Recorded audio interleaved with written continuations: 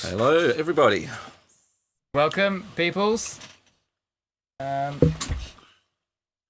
Feel free to shoot some messages in the chat just so we know that you're alive and well.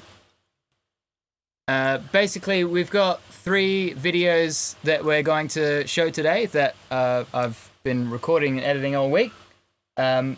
And then we'll have an opportunity for you guys to ask some questions at the end, and then we can obviously answer those live. We are also live over on YouTube, so if you'd like to watch us over on YouTube, head over there. We'll also be on Twitch next time we do this as well, but we don't have our Twitch ready just yet.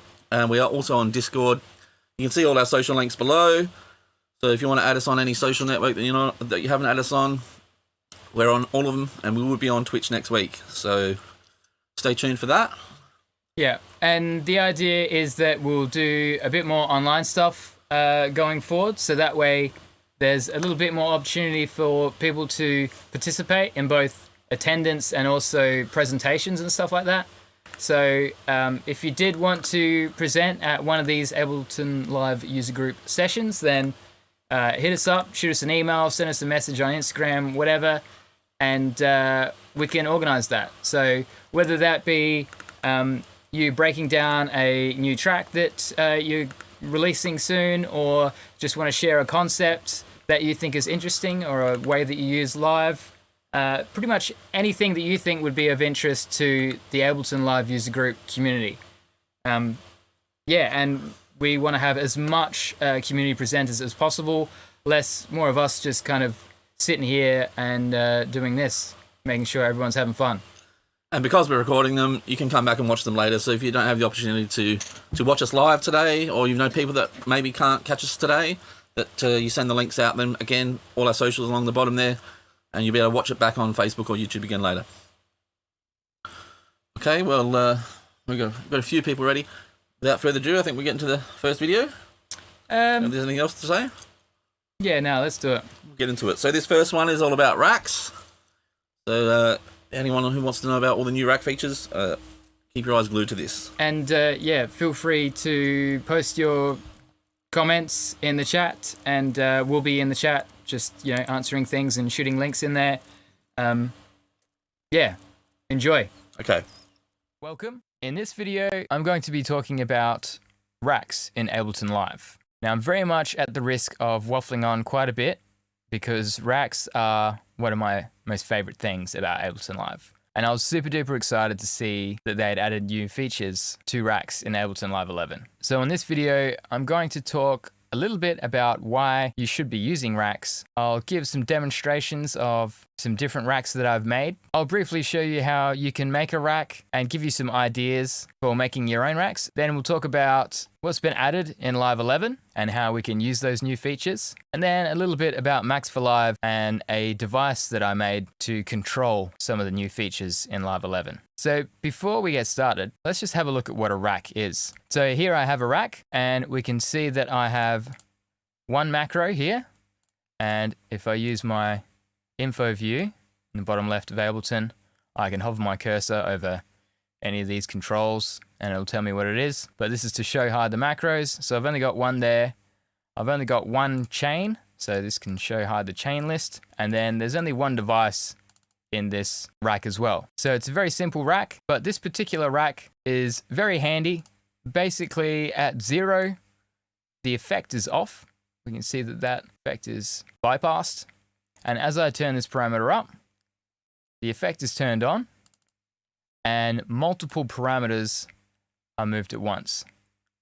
And they are all scaled in a way that remains musical and meaningful to what I need for my production. So if I click this little map button and open up my browser, these are all the parameters that are mapped to that particular macro, which is labeled high pass filter sweep and colored blue.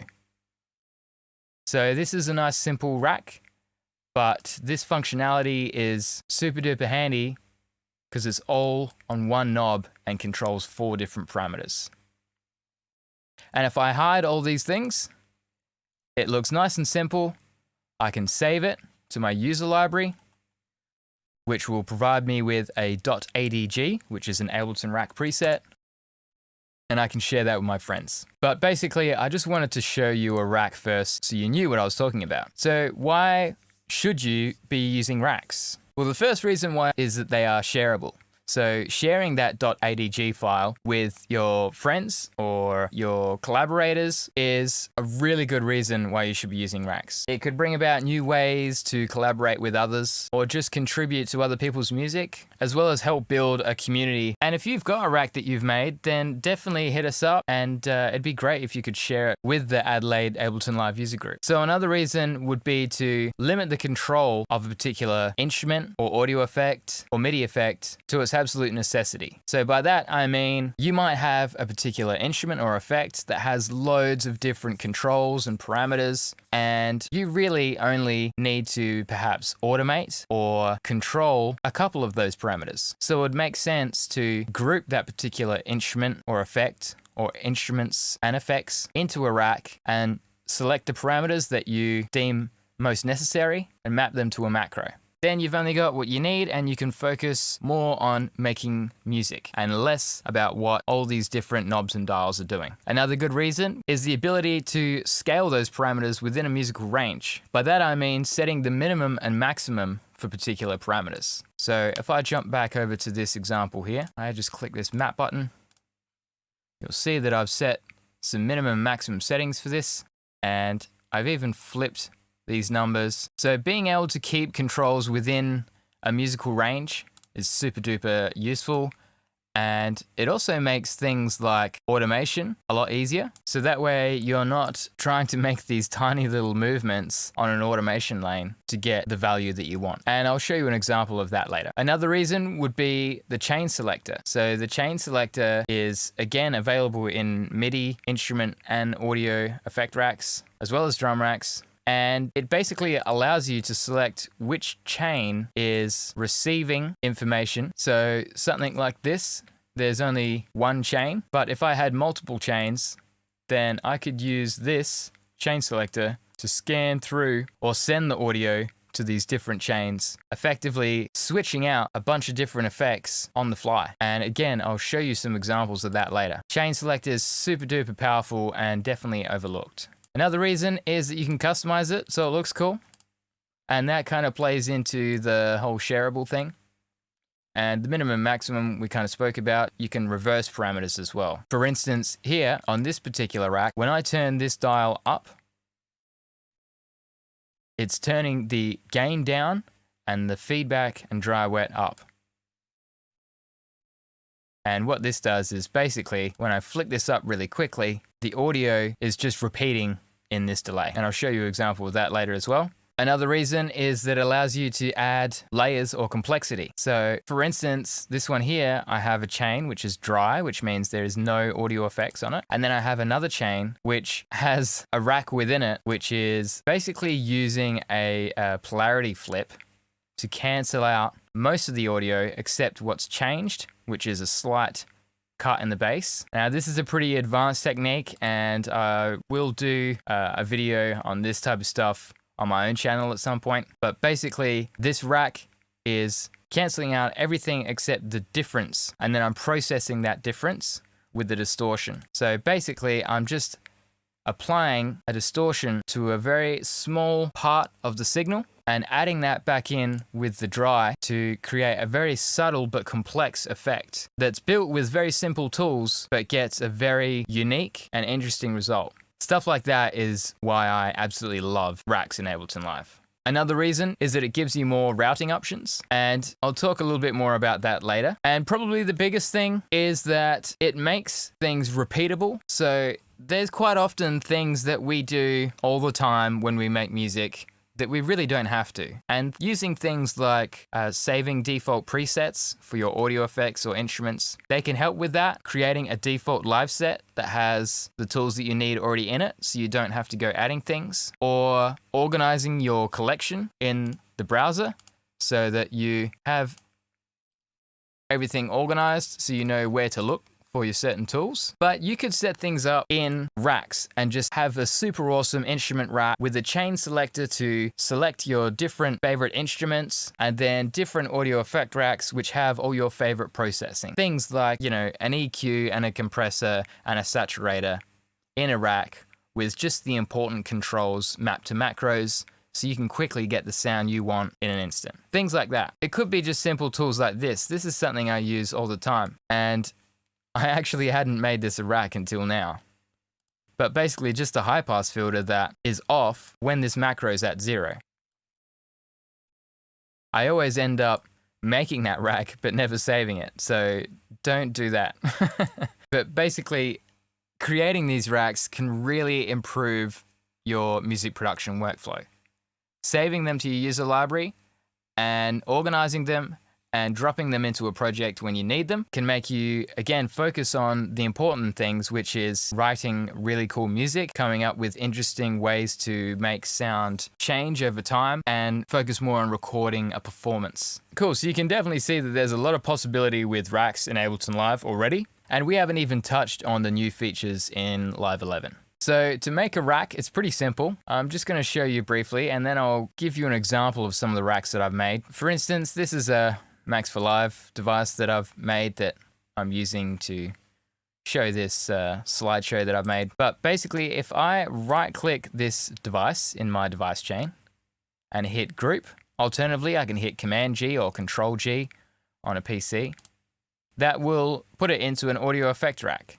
I can show hide the chain list, and then that allows me to see the name of this rack a little bit easier, and I can rename this. I can then map a parameter to a macro. I can rename that macro.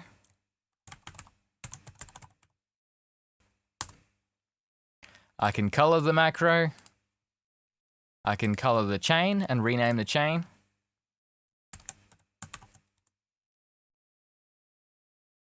And then I could save this to my user library if I wanted to. Now, if I wanted to undo that, I can click this and go ungroup, and it'll take it out of a rack. So basically, anytime you group a bunch of devices, whether it be MIDI effect devices, instrument devices, or audio effect devices, it gets put in a rack. So chances are you're already using racks, but perhaps not to their full potential. I love racks. I try, but I'm still not using racks to their full potential. So rather than go through and make a bunch of racks, I'm just going to show you some examples of racks that I've made. So in this example, I've got a 909 drum beat that I'll play for you.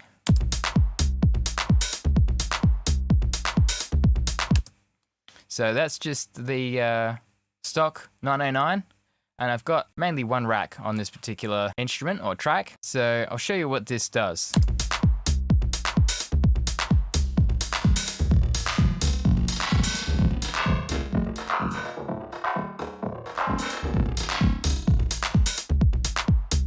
So in this particular rack, I'm using the chain selector, which is mapped to a macro.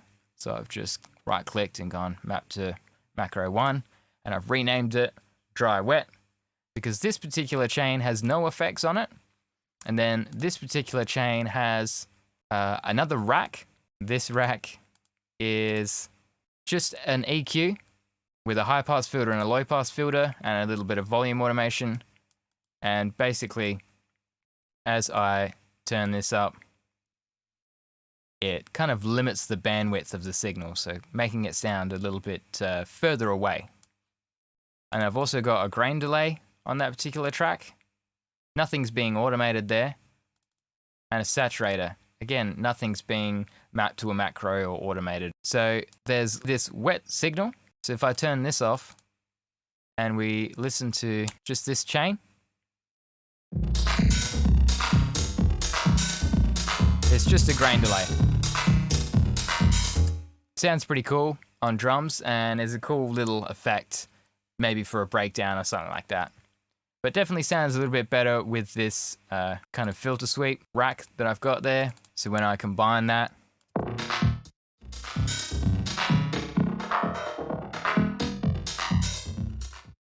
now you can hear that the volume is fading down as I get closer to 0 here on this macro. And that's because there's these little markers that you can bring in and out. And basically that allows you to fade between different chains. So this chain doesn't start until 1. So when I go to there, that's when it'll actually start sending audio to this particular chain. And then because of the way that I've set this, it'll slowly increase the amount of audio that's being sent to that chain. So effectively, by doing what I've done here and setting these markers like this, I'm fading between a dry signal, or a signal with no effects applied, and a wet signal with the effect applied 100% basically. So yeah, those combined creates this effect.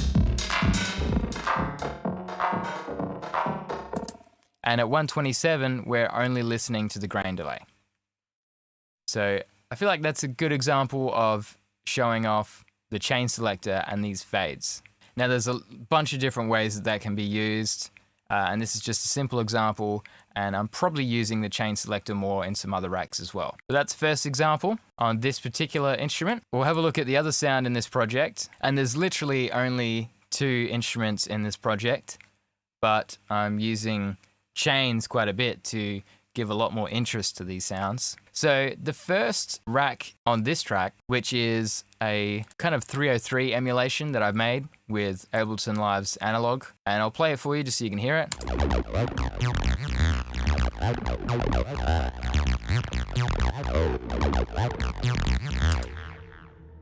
Nice and fat and juicy and squelchy. Might just turn off some of these effects.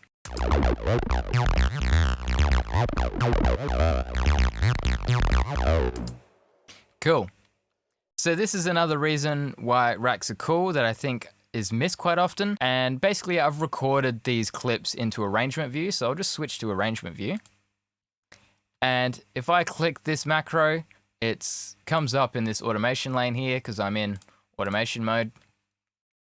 And normally when you have a pitch MIDI effect, and I'll just drop one in so we can see. I'll click this parameter. We can see that we have like this kind of grid, right? And it starts at 0 semitones, and it has notches for each pitch, which is cool. But then as you start going down and down, it scrolls through all these different possibilities. And I find that a bit annoying sometimes when I'm drawing automation or creating automation for a track. So to be able to limit this to just the kind of range that I want and not have to scroll through to find the area that I want to automate to, I think is a big plus. So simply grouping that audio effect and putting it in a rack, so that way I can map this macro and then choose the range which I think is suitable. So just 2 octaves down and 2 octaves up. And now when I automate this, it's not scrolling up or down, and it's in the range that I need. So it's a very simple thing, but just little things like that can really help music production workflow. So very simple rack there. Just wanted to show that one. Cool, so I have another rack here, which is quite interesting. Basically, I've got one chain which just has an EQ on it, just basic EQ to kind of tidy up the sound a little bit. But this chain has a gate on it, but I'm using this sidechain listen option. So if I have info view up, sidechain listen. Basically, I'm using this device just to listen to a certain part of the signal chain. Because I've created all these racks, at each audio effect rack, I can select where to grab the audio from. Pre-effects, post-effects, or post-mixer. Post-mixer being after the adjustments made here in this chain mixer. So here I've basically chosen the audio at the end of the last audio effect rack, and I'm listening to that. And by blending a bit of that in, I'm basically feeding the audio back on itself, because it comes out of this synthesizer, goes through all of these devices, then comes out the end and goes to the master, but also comes back to here again and is put through those same effects. And that can create this overwhelming feedback, which can create distortion or just odd tones that you wouldn't otherwise get. Feedback is pretty cool to play with, but if you are playing with it, definitely make sure you have a limiter somewhere, so that way the sound doesn't continually grow to a point where it reaches distortion and damage things. Cool. So I'll show you what that sounds like. I've got the dry chain. If I turn this up,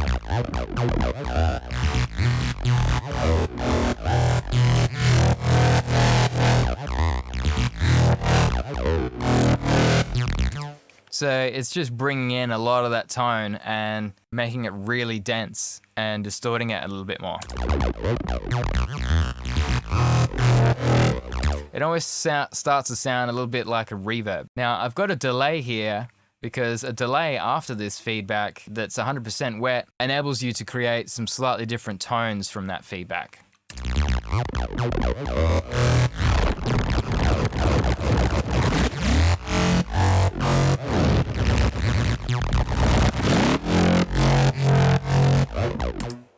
So yeah, definitely a cool thing to play with and quite simple to create, but it definitely helps having more audio effect racks in your device chain so that you have different places to grab the audio from when using this sidechain listen.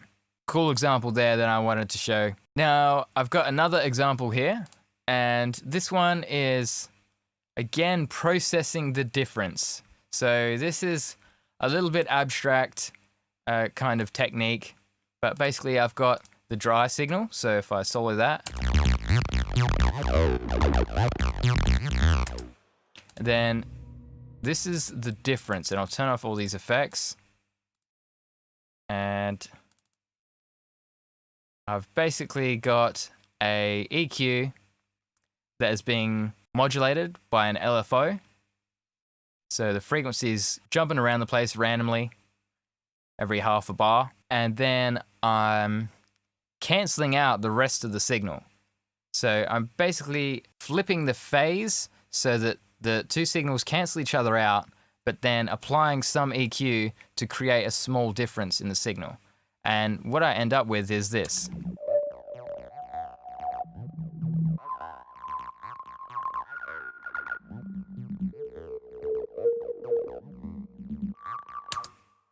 So with using the EQ8 allows me to use a very sharp cue and just get a very specific selection of frequencies for this difference technique. So after that, the sum of these two signals, so if I turn this one off, you hear everything. But if I turn that null back on, which is the phase flipped version, it cancels out the original signal and we're just left with the difference. And then I'm applying effects to that. So grain delay, hybrid reverb, a little bit of compression, and saturation. And creates this weird drone thing, which is quite atonal and definitely adds a spooky vibe to this sound. So together.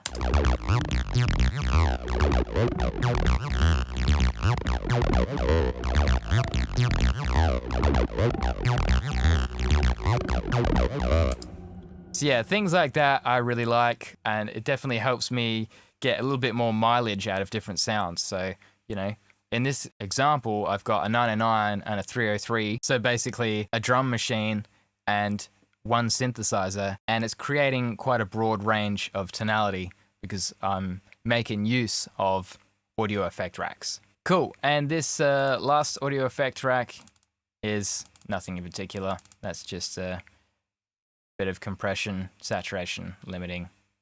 Nothing fancy there, but that's definitely something that I could save and reuse in other projects, because perhaps that's something that I want to use quite often.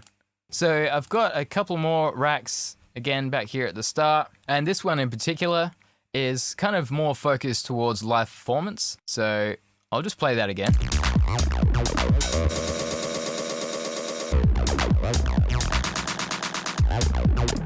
So it almost allows me to freeze the audio.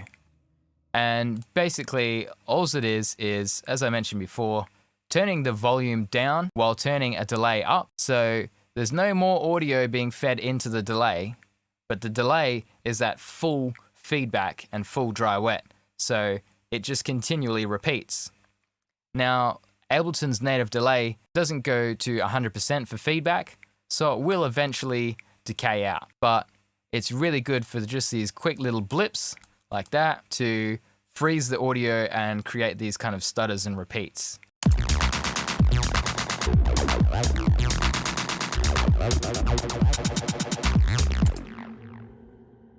Now something like that combined with some other racks mapped to a MIDI controller could create quite an interesting performance with some quite simple sounds.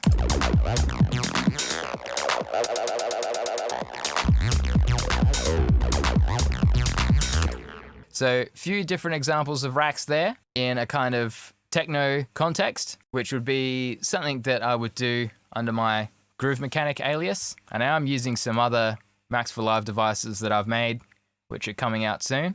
You can find out more about that on my Gumroad or my YouTube channel. But I do have some more examples using the new features that are in Ableton Live 11. So let's have a look at that. Cool, so I showed you a few ideas for different racks, including using it to just create like a dry wet for like a live performance kind of stutter delay effect, flipping the minimum and maximum of parameter values on a macro to create some more interesting results, like I did with that stutter delay, to improve automation accuracy, where I mapped just that pitch MIDI effect to a macro just to allow me to set a range for it to work within and stop having to scroll through all those different possible values in an automation lane.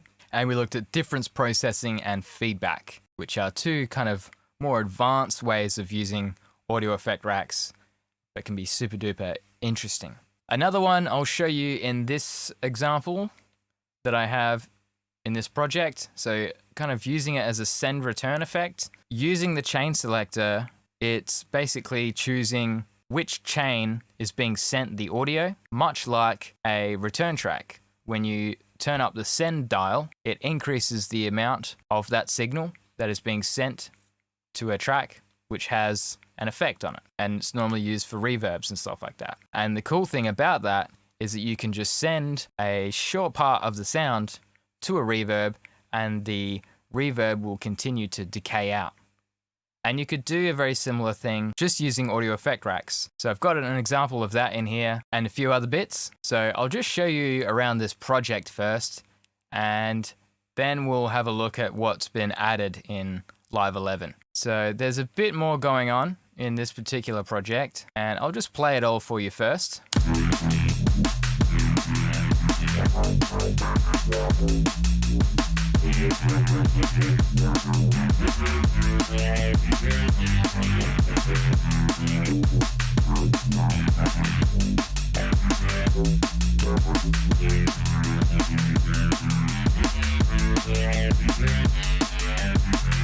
Cool, so a bit of a kind of drum and bass example, the type of thing that I would do under my Ghost alias. So in this particular project, I have a kick, which I've created using Operator. So I'll just solo that so you can hear it. And, you know, something like that takes a bit of time to shape and create. So that would be a perfect opportunity to save that as an instrument rack, which will include the instrument and the effects with all its settings, so that I can drag and drop that into a project whenever I need a nice synthesized kick at a particular note. Here I've got a rack which is part of a pack that I'm continually adding to on my Gumroad, and this is just a snare created with Ableton Live's collision instrument, plus a bunch of audio effects to make it a little bit more realistic and fit a bit better in a music context. So it's a pretty convincing snare. And a little bit more flexible than using a sample. Again, perfect opportunity for using racks. So we've got those two drums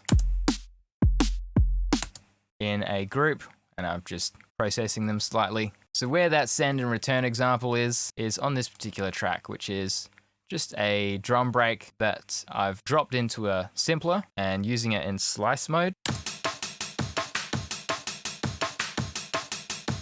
And just rearranged the notes a little bit to get a bit of a variation of the drum break that better matches this project. And I've got a rack here called Snare Send It.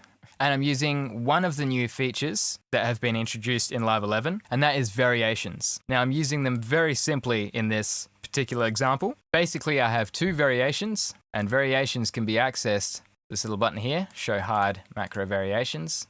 You can see that that's coming up in my info view there. And all I've done to create a variation was change a macro, and we can see that there's a little asterisk next to the name of this variation, signifying that it has been changed.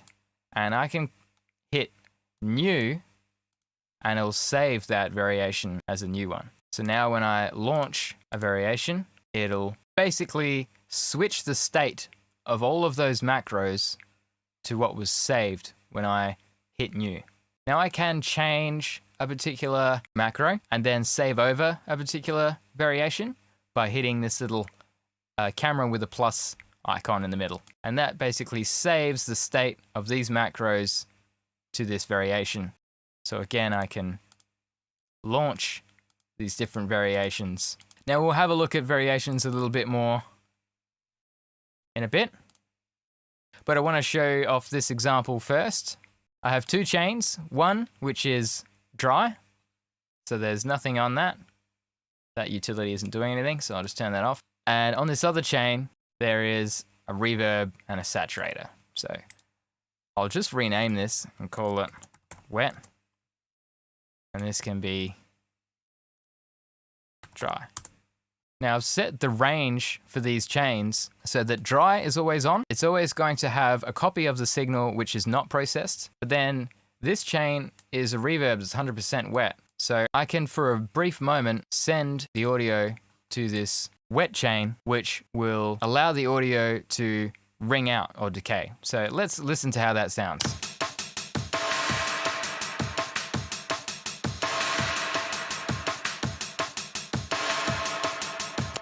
So rather than automating the dry wet on a reverb, I can just send the signal to a reverb for a short moment using the chain selector. So I don't even need the variations. This is just another example of things you could do in Racks already. But what I've done is actually created a Max for Live device that I can use MIDI notes to trigger these different variations. Now, this isn't the final product of this particular device, but by the time you see this video, I'll have a link for everyone to download this. It'll be a free device, and it uses some of the new features that have been added to Max and Live 11, where basically you can route MIDI from any track and use that within a device. So this is an audio effect device, but it doesn't actually process the audio in any way. It simply takes a MIDI input, which is just a MIDI track anywhere in my live set.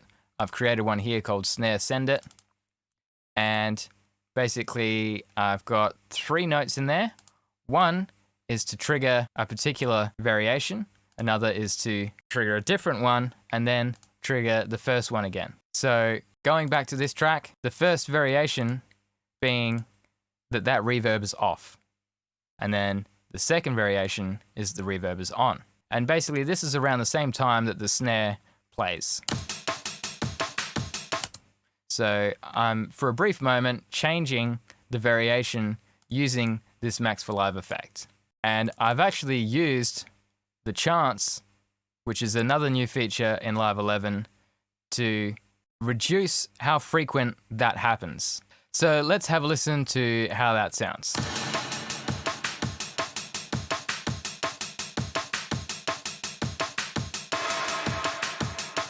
So it's kind of just randomly sending the odd first snare of a bar to that reverb using these variations.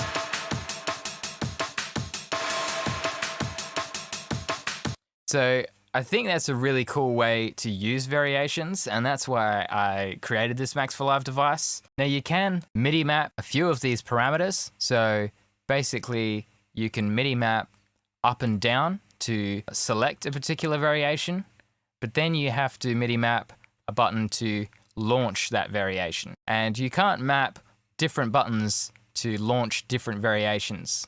So that's why I created this Max for Live device, so that way you could just send a particular MIDI note to trigger a particular variation. And the benefit of that is that it's a lot easier to map, and you're actually doing less in Ableton Live. So it's not writing as many things to the undo history, compared to other devices that have to have a couple extra steps involved to take control of those macros. So I've just tried to simplify it and make it as usable as possible by just having these variations triggered via MIDI, which is actually the first thing I thought of when I saw these variations added to Live 11. So there'll be more on this device at some point, and I'll have a link for you to download it for free. But let's have a bit more of a look at variations, which is one of those new features added to Live 11. And I might just bring up my slideshow again. So there's really 5 things that have been added to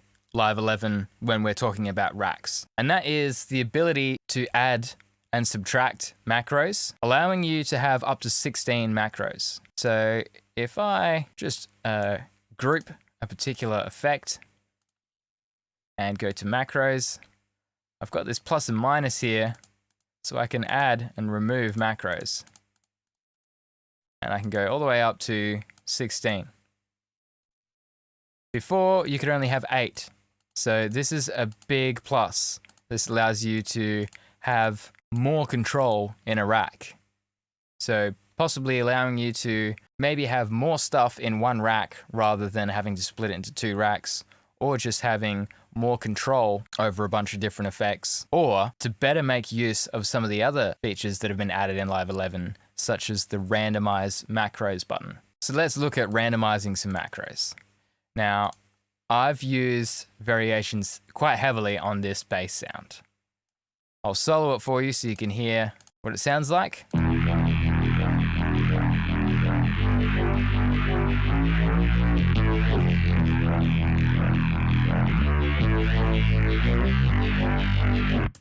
So it's just an operator with a couple of filters, and I do have some more processing on here. My GM Audio Universe Max for Live device, which is kind of like a stereo type effect, a little bit like Unison. Got a utility and a rack that I've made called Suicide Squash. And you can see that that is using 16 macros, and I've got feedback in there.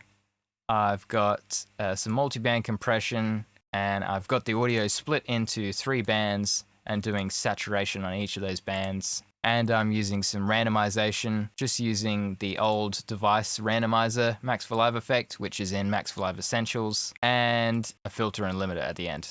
Lots of stuff contained in this particular rack.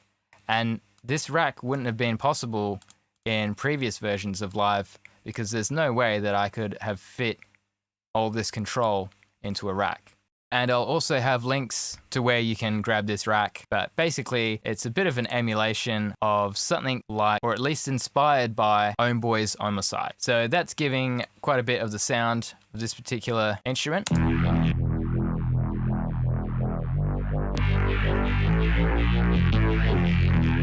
Definitely bringing out some new tonality in the sound. I've also just got a bit of multiband compression, my clipper device, and another one of my MIDI Variations Max for Live device.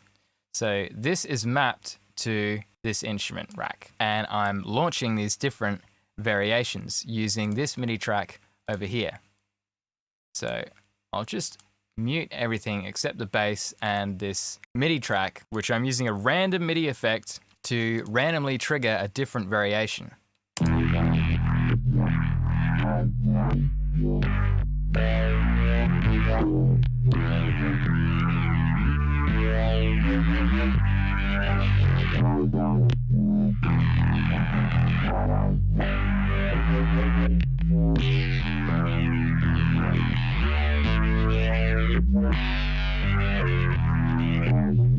I love that so much. So the cool thing about that is that the notes stay the same and the tonality of the sound doesn't change too much, right? It's still the same instrument, but I have these variations of the tonality of that instrument, and I'm just triggering slightly different variations of that. So it adds a really cool uncertainty to the music while still retaining a lot of musicality. And how I came up with these variations was basically, I just mapped a few things to macros and then hit random and saved the different variations that I liked. So let's come up with a few more. And I'll just turn off this effect so it doesn't stuff around with the variations while we're doing this. So if I hit random, so the effects that I've got here is basically controlling the LFOs of either operator or auto filters, as well as turning up or down the levels of particular oscillators in operator. So each time I hit random, I'm getting a different LFO rate, a different filter frequency, and a different oscillator level, which is changing the tone in different ways to create these tonal variations.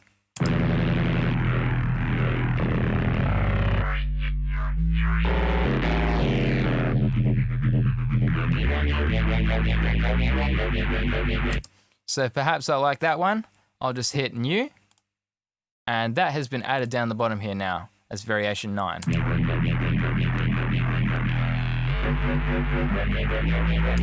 I hit random again, oh, that's good. Save that, it's variation 10. So you can see that you can quite quickly come up with things that you perhaps otherwise wouldn't by using this randomize function. Now, the randomize function can be MIDI mapped, but I think it's best used in this type of context where you use the randomness to generate something and then you pull from it what you want. So rather than just hitting random, which could very well work if you set your macros within musical ranges, using the random to generate things that you otherwise wouldn't and then picking the best parts of that and using that in your music can help you take your music to a new level. And basically by grouping any instrument or audio effect and mapping all of its parameters to macros and then hitting random, you're gonna get some crazy results, possibly even things you didn't think were possible. So definitely try it out. And then you can always save the best bits as variations, and then using Max for Live, you could trigger those variations using probability as well. Now, there are a couple of things with this randomization and with variations, and that is that we can exclude certain macros from the randomization or variations. So if I go exclude from randomization, now when I hit random, everything else will change except that particular macro. I can then again include it, and when I hit random, it will change that every time I hit random. And same thing can happen with variations.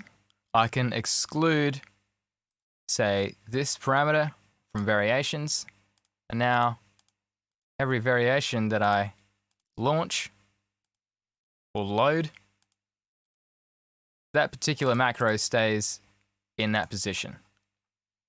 So that might help you get a little bit more out of the randomize function of the macros. Basically, all this stuff together adds enormous sound design possibilities. And if you're already using racks, then this could be a game changer. So enough of me talking. I'm just going to let this project play out a little bit. I've got some scenes set up, so I'll just launch those.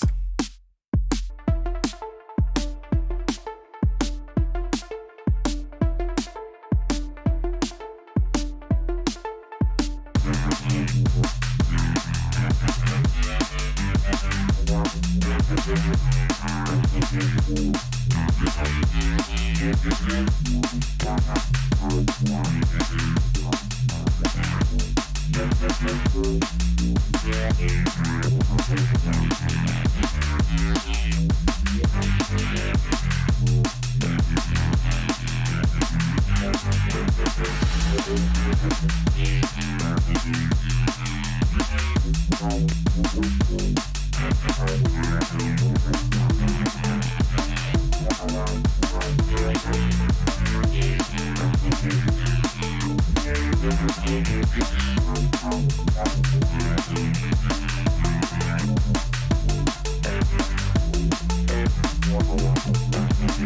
can see here that I have a particular MIDI note with a lower chance to add some more kind of variation and probability to those random variations of the bass.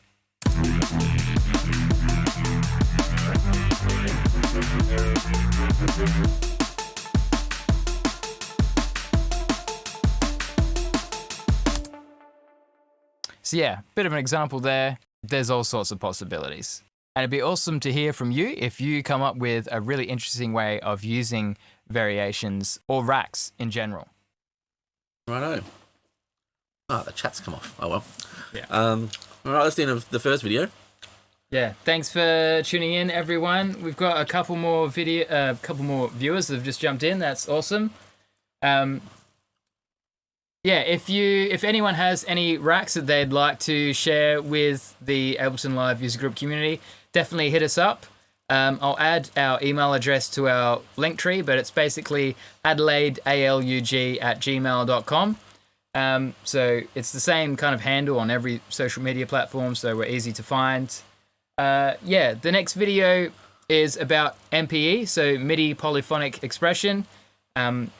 Basically going to go through a bunch of examples of how you can get starting using it and why it is the best thing ever. All right, here we go. Hello again, peoples. In this section, I'm going to be talking about MPE. So MPE is another one of my favoritist features of Live 11. There's just so much to explore here that it's ridiculous. I've always wanted to be able to capture more expression in the performances that I put into the computer, and MPE is the answer to that, and it's super duper easy to use, and there's a bunch of different ways that you can start using it straight away. So in this video, I'm going to talk a little bit about what MPE is, some different ways of how you can use it in Live 11. I'll talk about some other options for MPE, such as third-party VSTs and some different controllers. And then we'll look at some examples that I have in this project. Now, as I said, there's so much to explore that I kind of want to keep this video quite brief, so I'm not going into all the things that I would like to cover. I'll save that stuff for another video, but I am going to make some Max for Live devices that make use of the MPE features in Live 11, because yeah, not only is MPE itself insanely awesome and has so much to explore and to give, but now all this stuff being completely hackable via Max for Live opens up more possibilities, which yeah, makes me very excited. So let's get stuck in. What is MPE? So MPE stands for MIDI polyphonic expression, and it allows up to 15 notes of enhanced expression. So what that means is that each note has more information than what it did previously. In standard MIDI, you would have the velocity for the note on that you play, then the note off message when you let go, as well as pitch bend and mod wheel, and you would occasionally have aftertouch depending on the controller you're using. Aftertouch being the pressure that you use to play the key. Now, with MPE, each note has the velocity for the note on, the note off, it has pressure while the note is being held, it has pitch bend per note, and it has slide, which is kind of designated in MPE to control change 74. Now that's just MIDI talk for a particular control change message that is being sent using the MIDI protocol. But if you're working with the synth and you're troubleshooting to see if slide works, then CC74 might be the number that you're looking for. Or if you just want to send it manually by drawing it in with automation or whatever. Slide can actually be mapped to different control change messages, but that all depends on the controller that you're using and the synth you're using. So we'll try and keep this pretty simple and mostly applicable to live, because as I said, there's just so much to explore. It's an extra 3 dimensions of expression per note, which is redonkulous. It's crazy. So the cool thing about it, though, is that it uses standard MIDI, which means it's backwards compatible. So you can have a standard MIDI controller, plug that in, and you can just be playing it like normal, and then transfer that information or add more information to make it MPE, to take advantage of MPE synths, or the other way around. You can be playing an MPE controller, and then that can easily be converted to standard MIDI, which just plays a synthesizer which doesn't make use of MPE.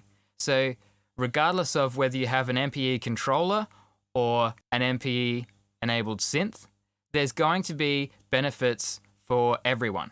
So that's one of the reasons why MPE is so awesome, and that it's not a feature to be looked past. So how MPE works is it uses one channel of MIDI for every note, and it saves the first channel for global messages. So that could be things like transport and clock and global messages that have to be sent to multiple devices. So I can show you what that kind of looks like, right? If I go MIDI from, and then push to input, and then all channels, and I've just got my push here. And as I press, so if I just press one note, it's staying on that one channel, channel 15. I press 2 notes. There we go, or 3 notes, or 4 notes. And it starts using up more channels the more notes that I play. So I'm playing lots of notes now, and it's using a few channels. So each of those channels would have a note on. It would have the pressure for the note on. It would have the note off. It would have pitch bend, and it would have slide. And we can look at each of those values using this MPE control Max for Live device. So it is a Max for Live device, but it's in the kind of native categories for MIDI effects. You can tell the difference by the icon next to MPE control. So it's a box with some little lines going through it, as opposed to just a box. So that's actually the same logo as Max for Live here. You can see that. And you can tell that this is an MPE enabled effect because it has MPE in the title. And we'll talk about that a little bit more later as well. But basically, if I press a note, so I'm just pressing one note, and you can see this little node here, which is referring to the pressure that I'm using to play a pad. And if I add another finger to my push, then I can have one kind of stay there, and the other note I can kind of modulate by pressing harder and softer with the other finger, and then add more notes, and we start to get lots and lots of information being sent to whatever is at the receiving end for a synthesizer or whatever. So that's pressure all happening polyphonically, meaning per note, or multiple notes at a time. And then slide, so it's not doing anything because the push can't send slide information, but I have another controller here. Bring that in. We've got slide information. And pitch is in pitch bend. Slide and pitch bend are both MPE values or messages or information that isn't being sent from push at the moment. I have no idea what Ableton's plans are for MPE controllers in the future, but the push 2 is an MPE controller. And we can see that because it's using a different MIDI channel for every note. Another thing that's happening with MPE is that it can actually send more information as well. So some of those things like pitch bend previously could only be a value between 0 and 127, because that's just standard MIDI stuff, right? That's generally what a older MIDI controller would send. But now you can get much higher resolution with pitch bend. And there already was things like 14-bit MIDI as opposed to 7-bit MIDI. So 7-bit MIDI would be your standard serial MIDI. 14-bit MIDI would be the type of MIDI that Ableton would use inside the DAW, which is a higher resolution. and has a lot more detail. And things like Tractor, the native instrument stuff, also would use 14 or does use 14-bit MIDI. But there is more information that can be unlocked with MPE using floating point numbers rather than values between 0 and 127 or 0 and 255. Little bit of geekery there. Basically, it's not just more messages being sent. Those values actually have more detail and precision as well. So pretty cool. And all of this means that there could be some pretty serious potential for more interesting controllers in the future. Now, when I think about this, I'm thinking like we play notes with one hand and then we perhaps change pressure for each of those notes on another hand. Because one thing that I'm facing myself is that while I love that there's so much expression that I can get per finger on these different synths and get some crazy sounds going, it's very hard to keep track of all the kind of movements that I'm trying to imply with my performance.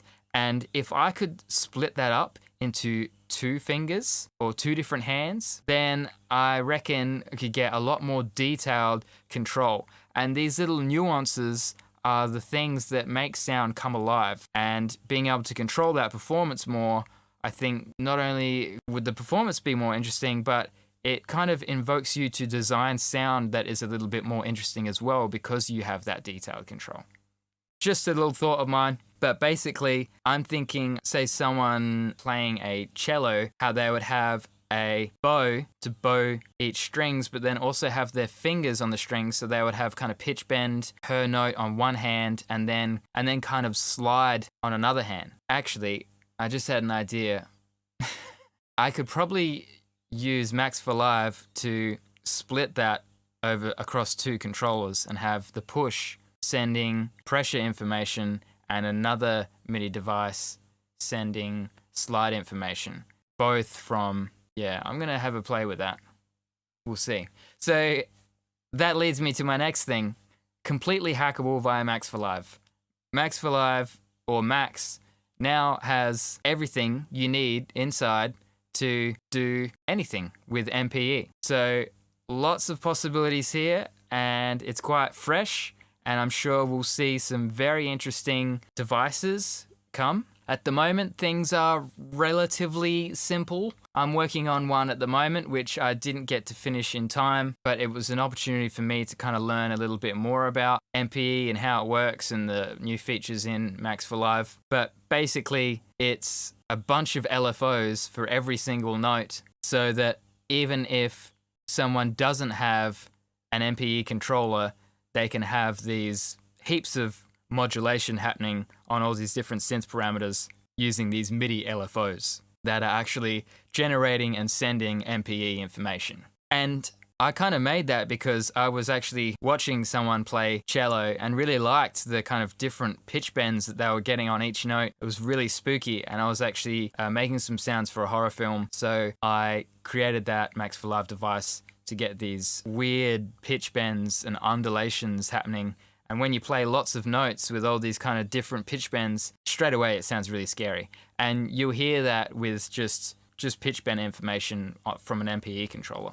But anyway, we'll save that for another time. I do suggest you follow me on YouTube. I'll have some links. Basically, I'll go a little bit deeper into MPE because I think it's been around for a while, MPE, but it's definitely a game changer. There's still so much more to explore. And yeah, I'm excited. I don't know if you've noticed. All right, cool. So hopefully that answers some questions about what MPE is. Basically, it uses standard MIDI. It's just sending a heap more information. And when you are using MPE, you're using an entire port, right? So generally, before you could have like one MIDI port, which would have 16 channels, and then you could have your different instruments on different channels and use, throughs and outs of your MIDI instruments. But with MPE, you have an MPE controller, and then each note goes out on a different channel. So you can really only send that information to one synth, and that synth should respond to MPE. So at the moment, it's probably more suited to in-the-box workflows, but who knows? There's still lots more to be explored. As I said, a really interesting controller that came out a while ago, actually. I got very excited when I saw it. And this is kind of just nibbling away at some of those MPE ideas. There's still more there, but this is insane. It's expensive, but it's insane. So it's an MPE controller, but it looks more like a keyboard and acts more like a keyboard, but it has a seriously powerful synthesis engine inside, which I think was actually taken from the Harken Continuum, or at least developed from that, which is another really interesting instrument, which is also MPE. And yeah, these are quite new. This has actually been in development for some time. I would have expected it to be out already. It says available in 2021, but that's how fresh this stuff is and how exciting it is. Okay, cool. Let's get stuck into how one could use it. So there's 3 different instruments that come with Live 11 Suite that can be used with MPE. And you'll be able to know that it's MPE enabled because it'll have MPE in the title. So if I just, perhaps I'll drop it on this track actually. So if I go to instruments, it doesn't say anything here, but once I drop on a wavetable, we can see that here it's got MPE in the title over here. So I'll just close this. MPE in the title over here, and we now have an MPE tab, which is basically the modulation matrix, but for MPE controls. So the per note pitch bend, the slide per note, and the pressure per note. And there's already some things mapped, so that's, really cool. That straight off the bat, you can already start using MPE, just plug in your controller, and away you go. And you can start dialing in extra expression straight away. So Wavetable is a really good synth for MPE stuff because, yeah, it's already mapped here, oscillator 1 position, so this will go up and down based on slide, which is generally the up and down movement of a finger, and then pressure is the downward pressure, and that's changing the warp, so it's kind of bending the oscillator shapes there, and then the pitch bend, obviously just pitch bend, it's changing the pitch of each oscillator. So that's one of the instruments that's MPE enabled. Then you have the almighty simpler. So remembering that simplers are used in drum racks, they're the default kind of instrument as soon as you drop a sample on a track, and probably one of the most common instruments that's used in a live set, and it's MPE enabled. So to respond to that pitch bend information. Now, the last instrument that will respond to MPE is sampler. And sampler is often overlooked, I think. It can be really powerful with its different sustain and release modes for the looping, the extra oscillator, so FM synthesis onto a sample, which is quite interesting. You can get some really cool textures from that. And more LFOs. So you got an auxiliary envelope and 3 LFOs, and you've got lots of modulation, destinations, and sources. So sampler is really good for MPE stuff, and it's actually super awesome to layer Wavetable, which is kind of has this inherently digital-esque tone, with sampler, which can sound a little bit more organic when you kind of pitch down some higher pitched samples. It starts to sound a little bit, crunchy and texturally. So 2 very different flavors, when you layer them together and having them both respond to MPE, they become intrinsically linked and sound like a single musical instrument. So yeah, another very interesting concept there. So that's the stuff that comes with Live. Wavetable will respond to slide, pressure, and pitch bend, and so will sampler, whereas simpler will just respond to the pitch bend movements. Now, there are some third-party VSTs, and we'll talk more about those later, but let's just keep with using Live for MPE stuff. So the next super duper exciting thing, which I've kind of already mentioned, but the Push 2 is now an MPE controller. So to do that, and I'll just turn my camera on so you can see my push, and I did upload a video to the Facebook page, but basically it's super easy. So basically all you have to do is go to setup in this top corner, which is just out of shot. I apologize for that. But here in setup, you've got pressure, mono, or poly. So poly pressure will mean that for every note, you get a different pressure value. If it was mono, then you would just have the same pressure value for every channel. And we can play around with that a little bit later. But basically, all you have to do to make your push both 1 and 2, an MPE controller, is go to your setup, change the pressure to poly, and you can start getting more expression per note using instruments like Wavetable and Sampler. Cool. So we'll have a look at this in a second, but there's also some changes in the clip view. There's now a tab for the expression editor where you can edit all of this new information. So I also want to mention one thing which can get a little bit confusing, but aftertouch and pressure are pretty much the same thing. The difference being that aftertouch, when people or manufacturers or developers are using the term aftertouch, they're generally referring to information being sent over one MIDI channel. Then when they talk about pressure, they're talking about information or the notes being split into those different channels and using all 15, 16 channels for MPE. So aftertouch could be different values for different notes, but it's only using one MIDI channel. So therefore you wouldn't get the polyphonic pitch bends and slide information. Whereas pressure uses different channel per note, which does allow those individual pitch bends and slide information per note. Just a little bit of clarification there, because it was one question that I had before I started digging deeper into this stuff. So I'll switch over to my camera again in a bit, but slide is usually some sort of up or down motion. You could think of it like having a mod wheel, but for each note that you play. I think that's the best way to think of it. So where you would use a mod wheel, you could easily use slide instead. Then again, to kind of clarify the terminology a little bit here, sometimes it's referred to as pitch, sometimes it's referred to as bend, sometimes it's referred to as pitch bend.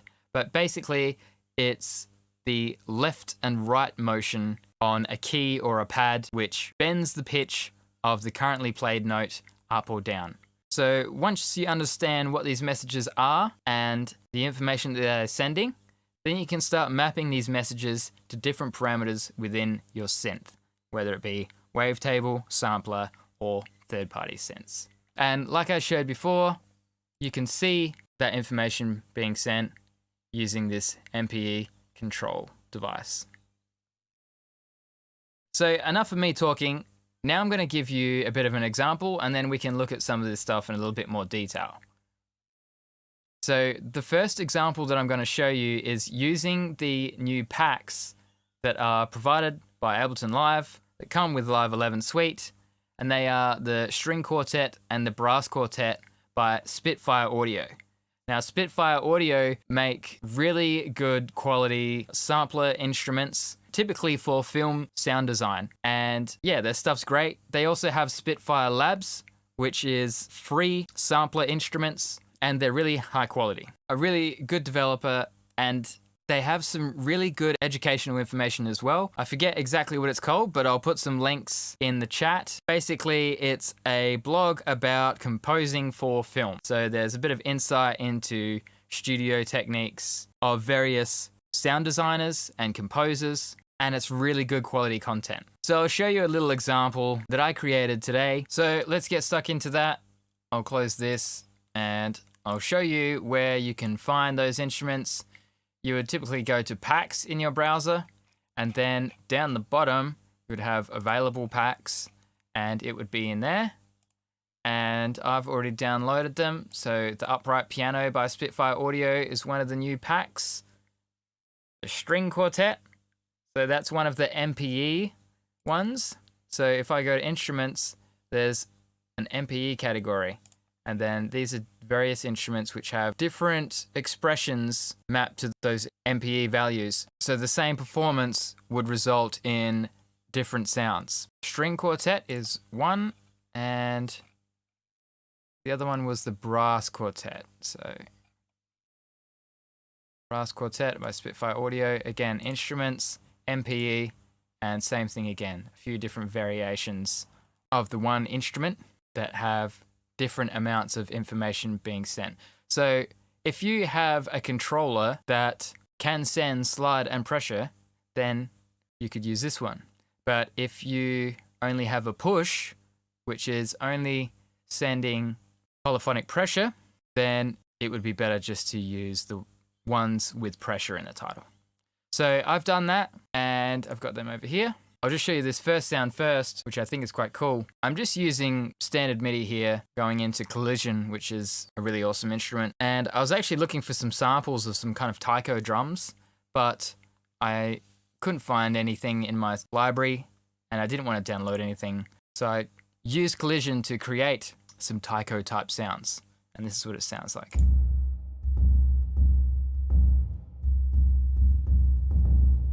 So a little bit of hybrid reverb there to add some realism, some kind of distortion and dirt coming from one of my Max for Live devices, a little bit of EQ. But I think that's very convincing as a kind of taiko drum, and I really like that. Anyway, I'm just gonna play through this for a bit, and then we'll look at the MPE information that's being sent to these instruments.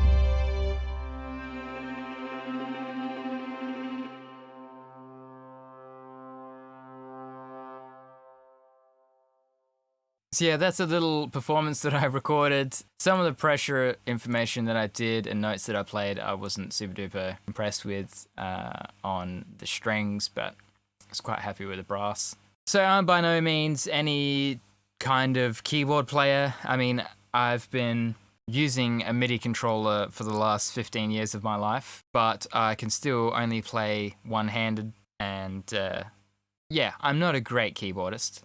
But with the push and scale functions and just having a bit of sense of direction of where I want the notes to go by obviously making lots of music and listening to lots of music, you can get some really good results. And now with these instruments, you can get some really high quality sounds as well that you could, you know, almost score for a film just with Ableton Live Suite out of the box, or at least make a lot of headway. And I think that this kind of stuff as intros or breakdowns to get some more organicness into a very over-processed electronic music, I think that's awesome. So I hope to hear more of that happening now that these instruments are super duper available with the extra expression in Live 11. Let's jump into the clip view again. And you saw that I opened them up, and over here is the expression editor. So at the moment, this is in notes, and it looks the same, except for the chance parameter down here, which is per note, and we can show and hide that. But if I come over to here, this is the expression editor, and for each note, there will be a lane of information, kind of looks like automation, for the various MPE messages. So slide, you can see that there isn't any slide information being recorded because I was only using my push, which was only transmitting pressure information. And that pressure information is different per note. So this particular note, that's all the information there. And it works the same as automation as well. You just click to add a breakpoint, and then you can move that breakpoint, and that determines that value at that point in time. And you can do the little bends, so the exponential and logarithmic curves as well. So you can get very detailed with that information that's been recorded. Now, ideally, you would kind of tune the instrument themselves to react to your playing style, and that's what the MPE control device is there for. And the Spitfire audio instruments do a really good job of being quite expressive using the push if you use one of the instruments that is just making use of the pressure MPE information. But yeah, you can go much more minute with the detail if that's what you wanted. And you also could just add pressure information here in the expression editor for each note, even if you didn't have an MPE controller or anything. So if I wanted to add some slide, I can just click to add a breakpoint, and then I could automate the slide message for that particular note over that period of time. And I just click to delete breakpoints, exactly like automation. So it's super duper easy to use. It's not going to be alien to anyone. If you're using automation, then you can use MPE, even if you don't have an MPE controller. So now let's have a look at some other possibilities in terms of MPE instruments. And there's a couple that are free and really, really awesome. There's links for both of these in this PDF, which I might share. But regardless, I'll pop those links in the chat as well. So Newfangled Audio Pendulate. The oscillators are based on a double pendulum, which basically there's just some weird physics going on that has been somehow musically imposed into code. And we get these interesting oscillators, and it definitely has a sound of its own.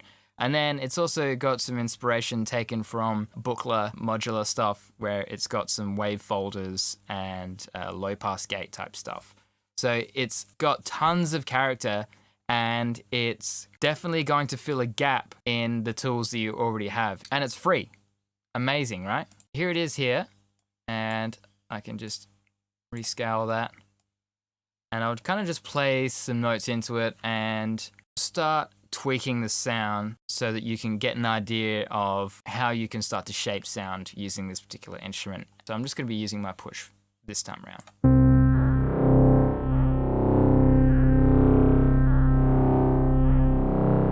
So already there's quite a bit of modulation happening, and you can see which parameters are being modulated by the kind of red here. And when I play a note, there's those different boxes kind of glow redder, which signifies the amount of modulation that's happening on those parameters. I'm just going to turn it down a little bit. So this is a monophonic instrument, but we can use pressure as another layer of expression, but we can still use pressure to get more expression, even if the synth is monophonic. So let's do something like folds, right? So wave folding, basically sending the audio into a kind of distortion that makes the audio fold back on itself. It's called wave folding because that's what it looks like. It's basically a type of distortion. So if I map pressure to folds, and I'll crank that all the way up, then when I press down, folds amount goes up. And I might just give a little bit of folds to start off with. And let's go to a simpler sound. That's better. So pressure, map to folds. I'll crank that up.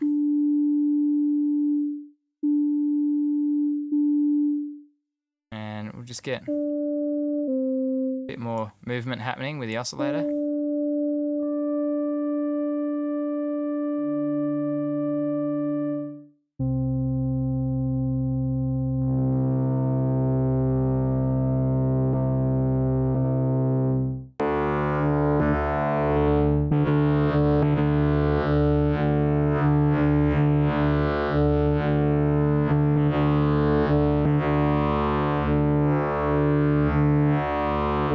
Cool, so I just had to crank up the folds a little bit more and turn up the drive so that way the oscillator was actually hitting the wave folder a little bit harder. So now when I press down, and I'll show you this with my camera in a bit, but basically now pressure is quite sensitive.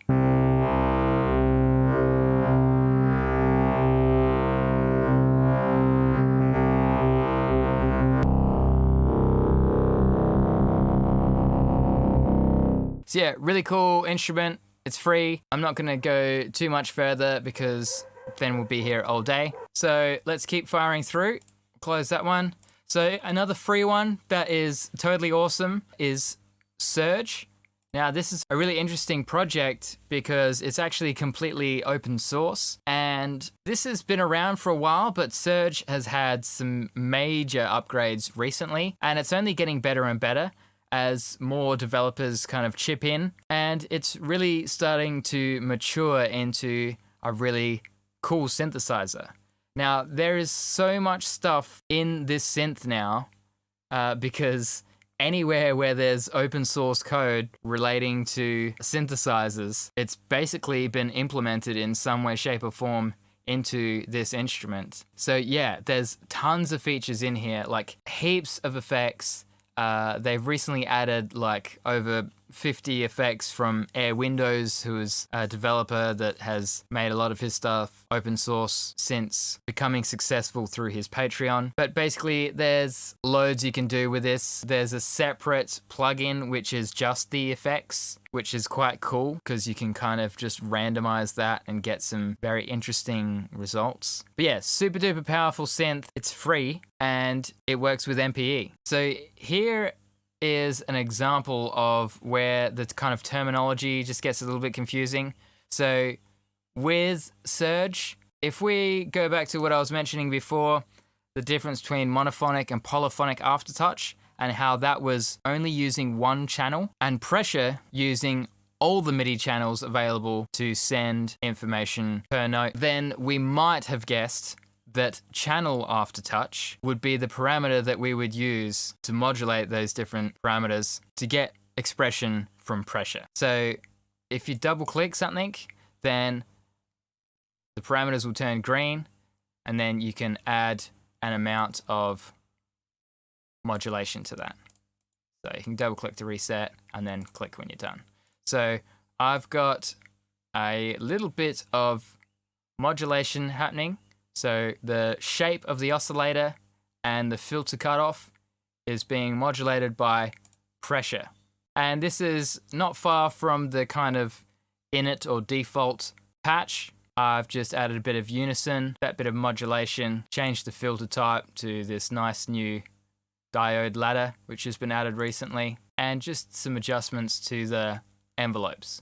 And I'll show you what that sounds like.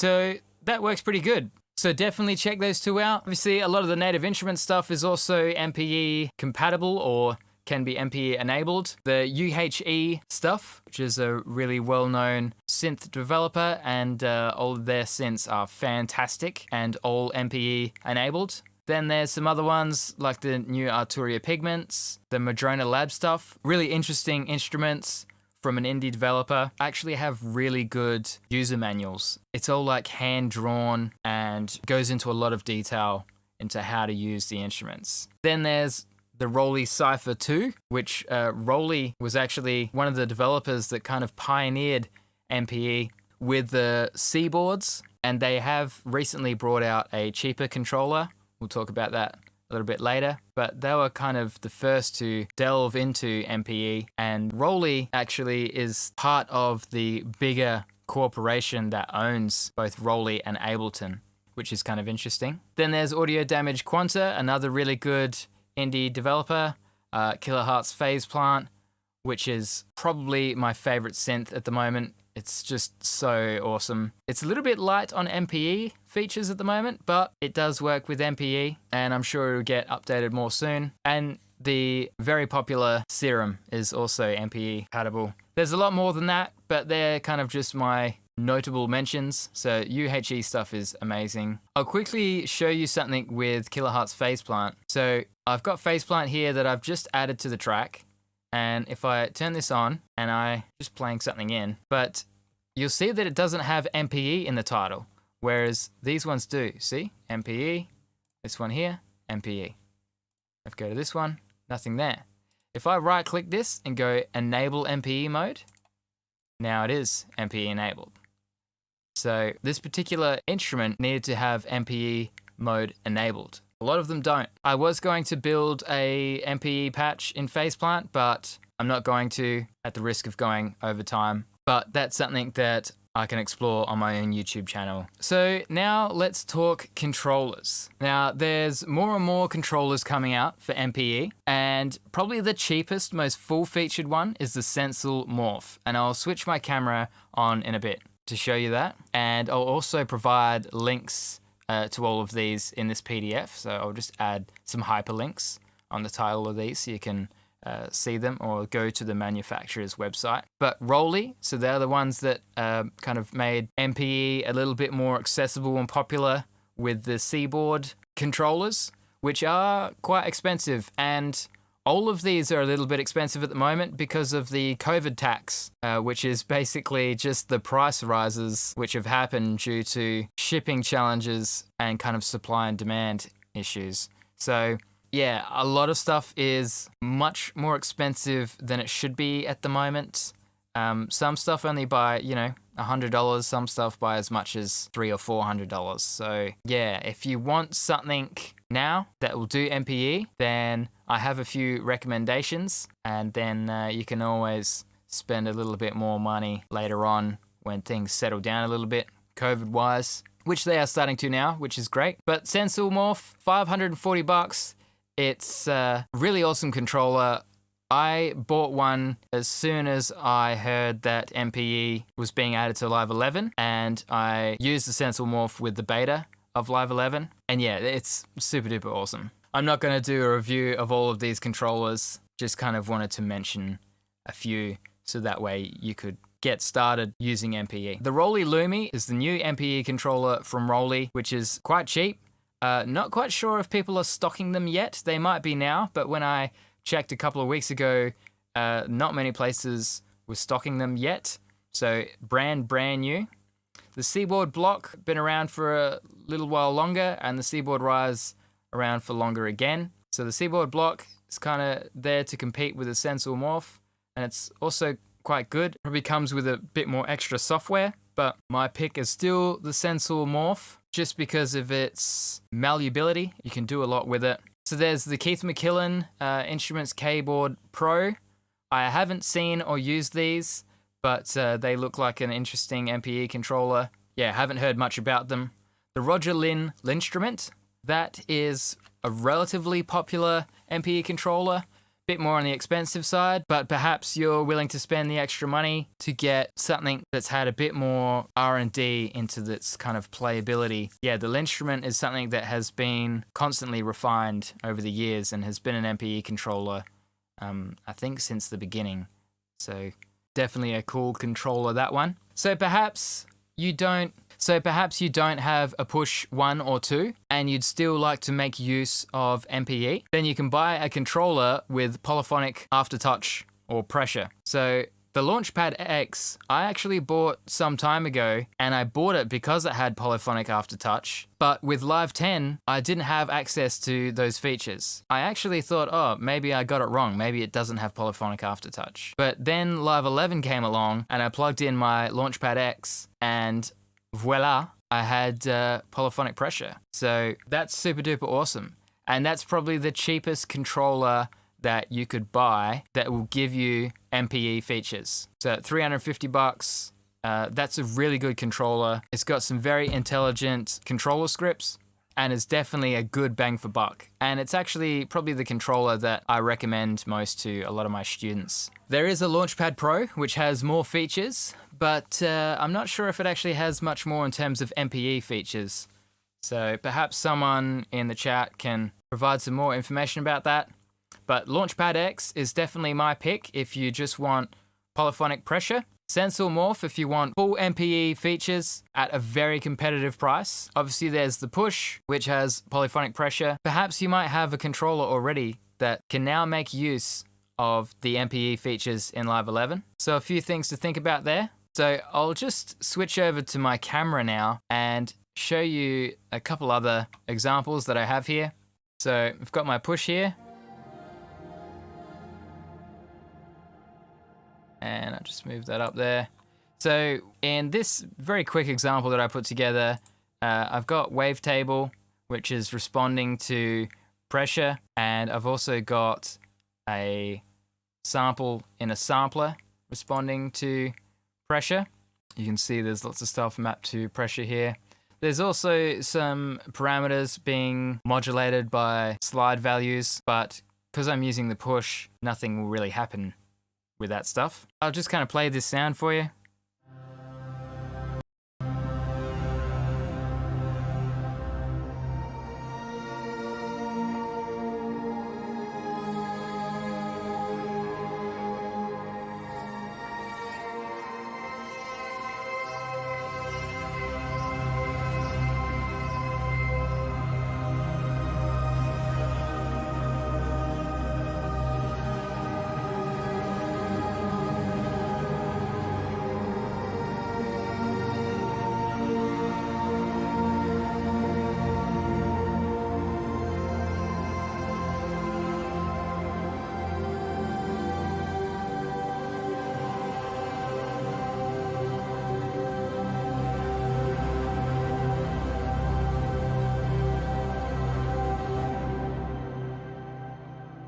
Pretty nice sound.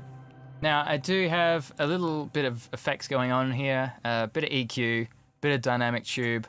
I've got grain delay, which is pitching the delays down with a little bit of feedback, then a bit of chorus ensemble, and hybrid reverb with shimmer, just a little bit of shimmer, pitching it up an octave. So getting a lot of extra tonality from these effects. And I might even just group these effects and turn them off so you can hear it without those effects. So here's it without.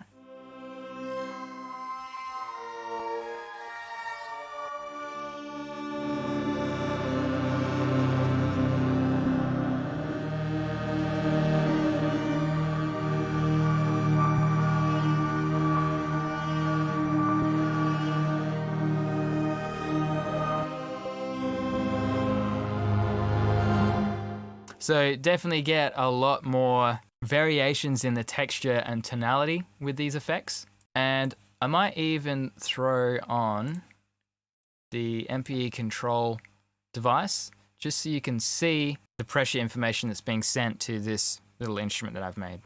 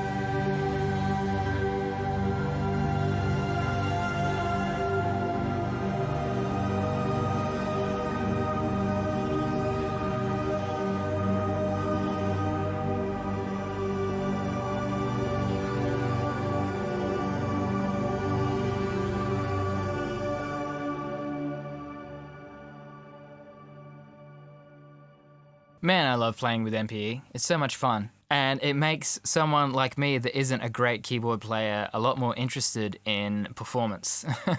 So enough about the push. I'm just going to switch this off and switch over to my sensor morph. This is the device. It's got micro USB at the top and sends a bunch of information. I'm just going to plonk it on top of my push here.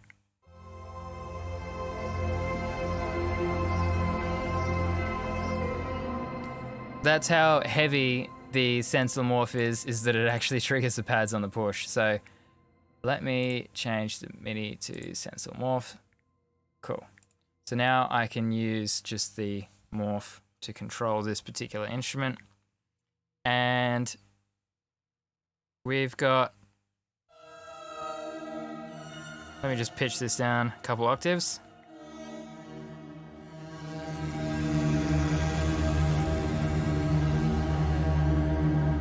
So going up would be slide, left to right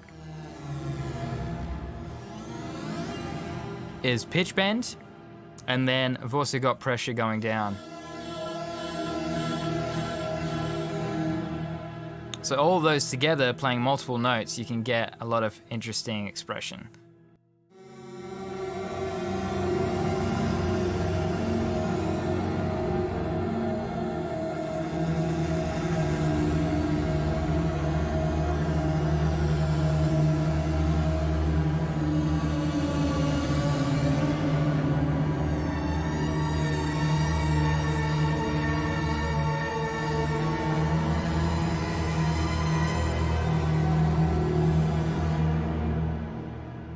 Now you can hear there, kind of like what I mentioned earlier, that it gets really scary because of all the polyphonic pitch bend information that's being sent.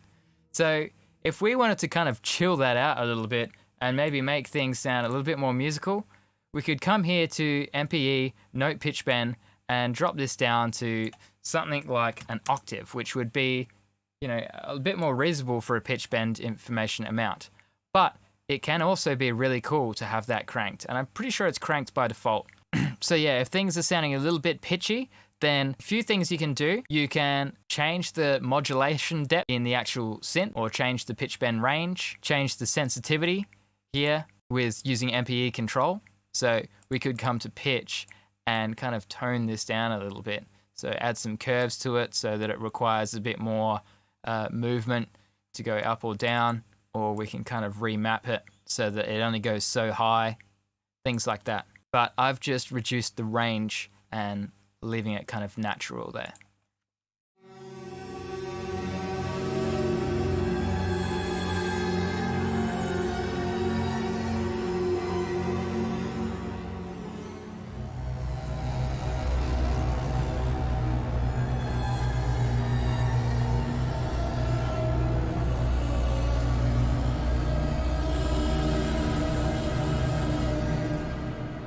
So you can hear how different this instrument sounds being played by a different controller. Same person playing it, different controller, different results. That's why this MPE control device is quite important, because it allows you to fine-tune the information that is being sent to the instrument. And there's always going to be some sort of happy medium between changing your playing style for the instrument, using MPE control to make your playing style fit the instrument, and maybe tweaking some of the modulation ranges in the matrices for either Wavetable or sampler, or whatever other synth instrument you're using.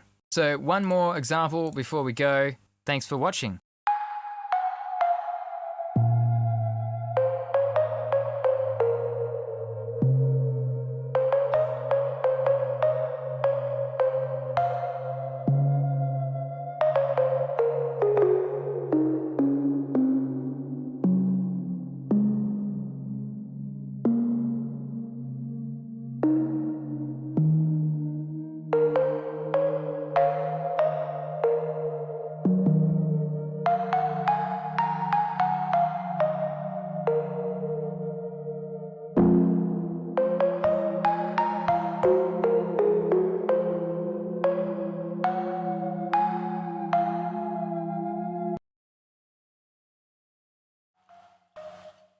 Okay. Chat's working this time. Okay, Awesome. got it working. Nice. Welcome back, We're back. peoples. Yeah, so cool. So We got that's video two viewers gone. Hope you enjoyed that one. Definitely lots to be explored with MPE, and I imagine that there's going to be some very exciting MPE Max for Live devices coming out in the next few months. Still not heaps yet, but I've got one that I'm making myself coming, and I'm sure I'll be making plenty more. And yeah, you can find my Max for Live devices on gumroad.com/RobertKGM. We'll chuck that in the chat in just a moment. Yep. And the last video that we're going to play for you is Max for Live Spotlight. So we want to do this for almost every Ableton Live session where we spotlight a particular developer, because there's so many awesome Max for Live devices out there. So whether it be a particular device or a particular developer, we'll do a kind of showcase on their stuff. So this time around, it's on Dylan Baston, who has made tons of awesome stuff and actually put together the Inspired by Nature devices, which comes with Live 11 Suite. But he's released a heap of other free stuff, which is like insanely cool. So the Inspired by Nature pack is really one of the reasons, if you haven't upgraded to Live 11 already, that you should. These devices are absolutely amazing, which you'll see in the video that Rob's done in just a second. So like you said, we've got this one more video coming up, and then we've got a Q&A at the end. So if you have any questions that haven't been asked about Live 11, or you want to see us do something live here and show you, anything you've got questions for, get them ready, and or queue them up in the chat, and we'll address those when we get to the Q&A at the end of this video. And alternatively, if you want to shoot us a question at any other time, then you can always pop the questions in our Discord, or send us a message on Instagram. All the socials are down there. Twitch coming next week. Okay, so here we go. Hello and welcome, everyone. In this section, we're going to be talking about some new Max for Live devices from a particular developer. And this is a concept that we want to continue for all of our Ableton Live user group sessions, and focus on a particular developer or particular Max for Live device that can help you inspire new music or do something different with Ableton Live than you otherwise wouldn't, because Max for Live is super duper powerful. So this time around, we're going to be looking at devices by Dylan Baston, who actually made the new Inspired by Nature devices, which have been marketed as a part of Ableton Live 11. So they're a free pack that can be downloaded from the Ableton Live store. But we're going to be looking at the ones that are available from Dylan Baston's Gumroad, which is basically Dylan Baston's own store. So you can't get these devices anywhere else. They are free, but they are open to donation. And I recommend that once you've tried them out, you do go back and donate for the ones that you like. But there's 9 free devices, and they are super duper in-depth and really powerful. You can use them quite simply or go to the extremes. It's pretty much a sound designer's dream come true, and they're all free. It's like you could create albums worth of material with this stuff. It's ridiculous. I've only really just been scratching the surface with these devices, but I'll show you a few examples of some of the things that I like doing with them with a couple of projects I have. But before we do that, I just wanted to run through this slideshow which I put together for everyone. So basically, you can click this link here, Dylan Baston Gumroad, and that will take you to the store where you can grab all of the devices. In this slideshow, there's the demonstration for each of these devices. So you can see that there's quite a few. There's a ripple filter, spectral attractors, logistic mod, strange mod, fractal filters, cellular degradation, swarmulators, T and N, Markov Variations, and then I created a playlist on YouTube of all the walkthroughs and explanations for each of these devices, which each of those are about 15 or 20 minutes because each device is quite in depth, or at least can be, and then we'll go through a couple of examples. But I'll quickly just mention what each of them are. So the ripple filter is pretty cool. It's basically, you can have audio running through it, and then based on a water simulation, it will let the audio pass based on a bank of filters. So you get these kind of different textures out of sounds that are triggered via water simulations. So I'm not going to go into too much depth. I'll kind of let you have a play and let you watch all of these videos. But spectral attractors, this one's pretty cool. So phase vocoding is kind of like one of the best ways to morph between sounds. So basically you can have 4 different sounds loaded in and then morph between them based on physics. So you can already see how in-depth and how crazy these devices really can get. This one's a little bit simpler. So logistic mod is based on population growth. It's an algorithm, and it's basically like a chaotic oscillator. So it's a low frequency oscillator that you can use to control a parameter in live, like you typically would with Ableton's LFO device. But this one just has a little bit more kind of randomness to it and a little bit of chaos. So it's a little bit less predictable and creates a little bit more of a natural modulation to some of the parameters that you might want to modulate. So definitely one of the simplest ones from this lot of 9 devices. Strange mod, this one's a favorite of mine. It basically uses these different algorithms which create a 3D coordinate, and then because it's in 3 dimensions, X, Y, Z, you can have each X, Y, Z values mapped to an LFO, which can then modulate something. So basically it'll draw pretty patterns, and then based on the current position of what's being drawn in that pattern can be used to control 3 LFOs that can be mapped to anything in live. So it looks cool and it's weird, so I like it. This next one is probably my favorite. So this is quite simple to use and gets really musical results. It's based on Julia set fractals, which is an algorithm used to create computer-generated graphics that continually kind of fold within themselves, if you're not familiar with fractals. Basically creates cool imagery and then uses that imagery to control a bank of filters. So you can have audio running through this, and then it'll filter the audio based on the picture that's being displayed. And then you can control what part of the picture is actually controlling the filters. Or you can just send noise through it rather than having your own audio input. And there's also scale functions built in, so you can keep everything really musical.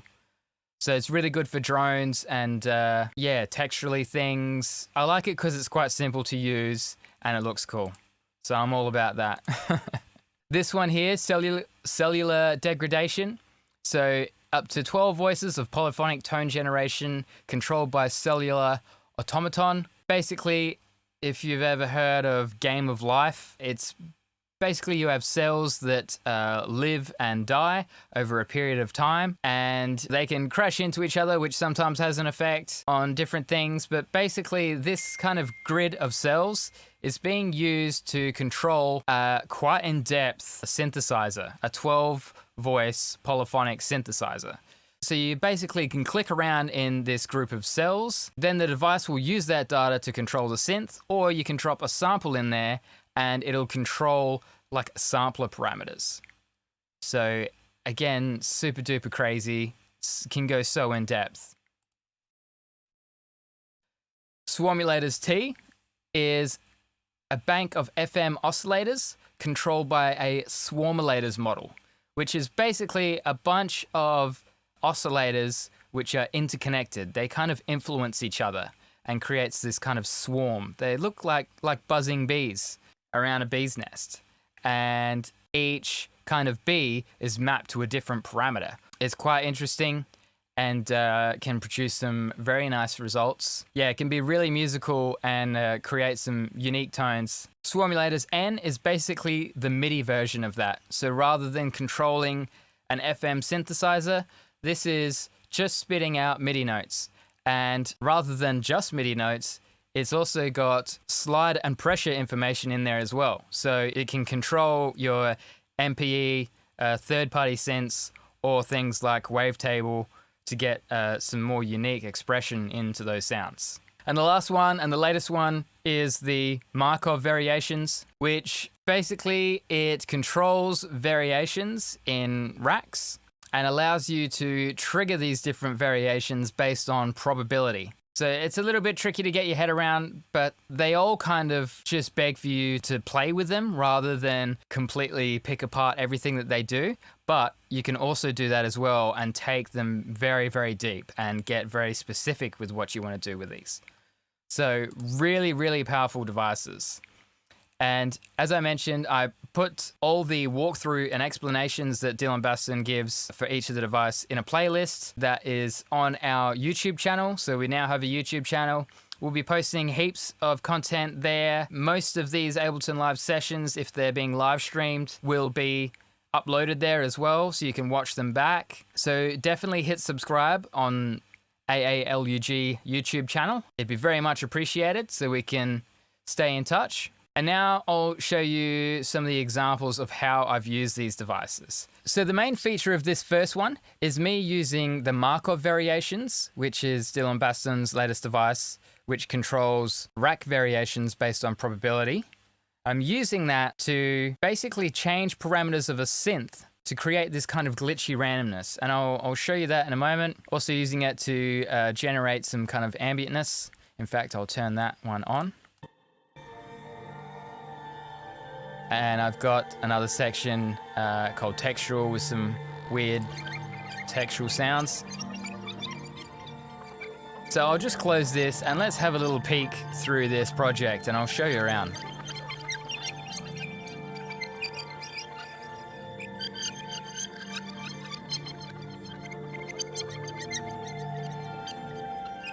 So, like I said, a little bit crazy. I've got Strange Mod here controlling the Fractal Filters. And can either have noise running through Fractal Filters or have another input. So I won't do that because then it might feed back. But just got a bunch of interesting modulations and the vector delay here, which is kind of panning these duplicates or voices of the sound. So I don't know, that's just weird. So this one, I'm using Swarmulators T, which is the Swarmulators model controlling the FM synth. No? Yeah, that's right. So this one, I'm also using some of the Strange Mod to control the some filter stuff to get lots of weird modulation. And it's just creating this really cool texture that actually does sound a little bit like something swarmy. Each time I click this, we'll kind of reset the model and change things up.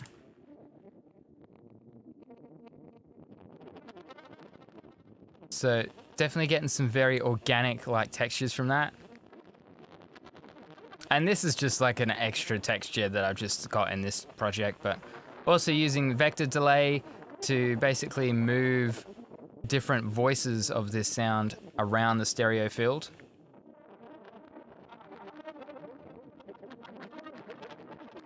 Which, yeah, really works quite well. I think slow modulation on the vector delay is quite cool.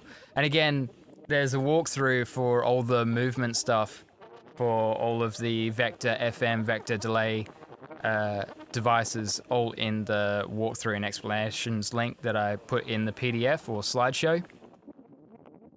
So just a couple things there.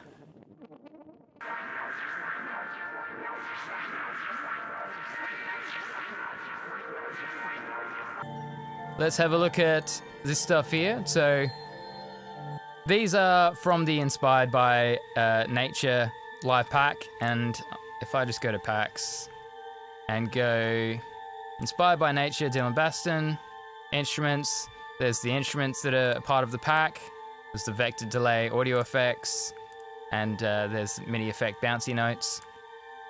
So they're the ones that are part or been marketed as part of Live 11. So this is one of those. Spectral Time is one of the new effects in Live 11, which I've been using quite a lot.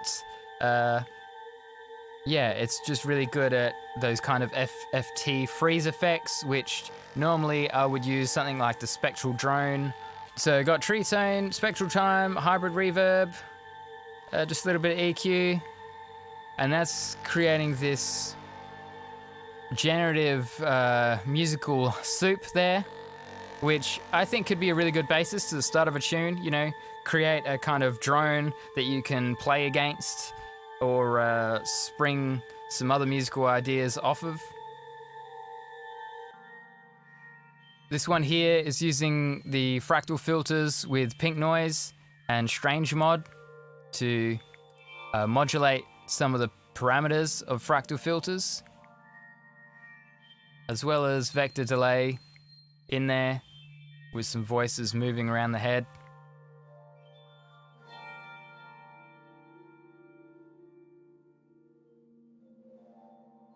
So these look quite simple, kind of, these devices, but they really can go really in depth.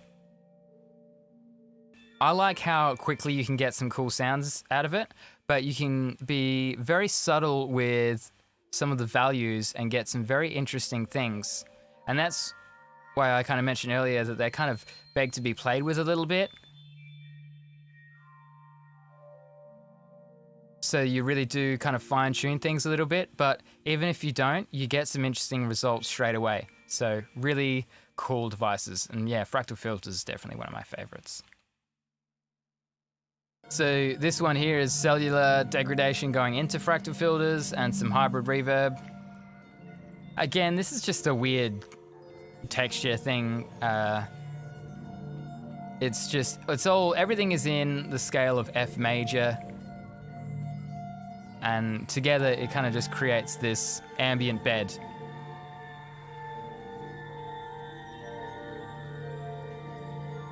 So these devices definitely really good for ambient stuff and generative music stuff. It just makes it so easy to get something really interesting really quickly. So let's have a look at these Markov drums. This is where things are a little bit crazier. So if I just leave that one out for a moment and I'll solo just the Markov drums.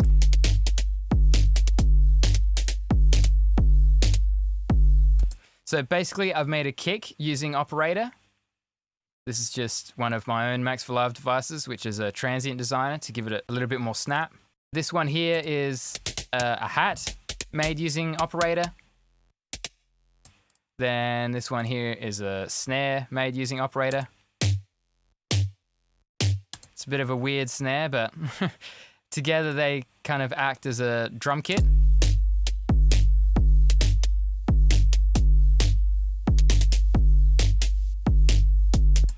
And I've even got some probability or chance on the hat there, whether or not it's being triggered or whether or not note is being sent to operator triggering the hat. But this one here is basically that same operator, but I've created a bunch of variations. So these are basically different presets of the kick, the snare, the hat, and just some kind of ones that I've created using the random feature, which is new to Live 11. And if we listen to just that,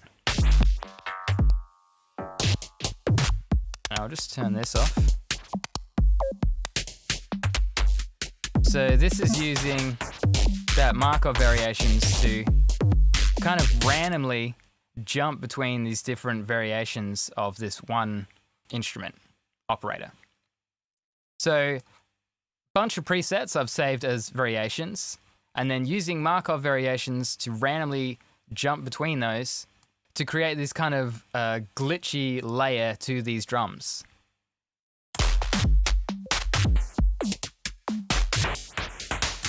And I've got another Max for Live device that isn't released anywhere. It's just one that I made for myself, but basically uses MIDI to create a random value, which can then be mapped to anything in Live. So I've got it mapped to the chain selector here.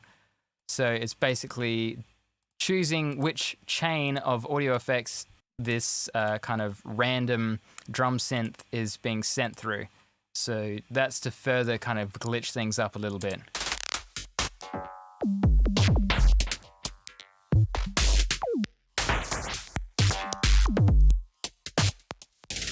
They're just kind of just random, semi-random MIDI. But altogether,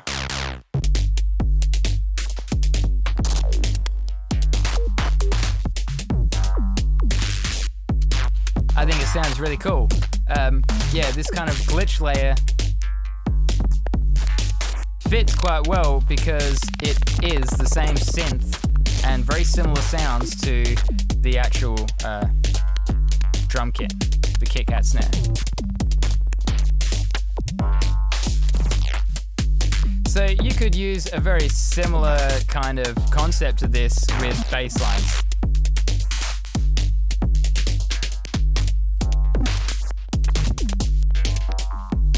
And I'll show a bit of that when we look at racks later on.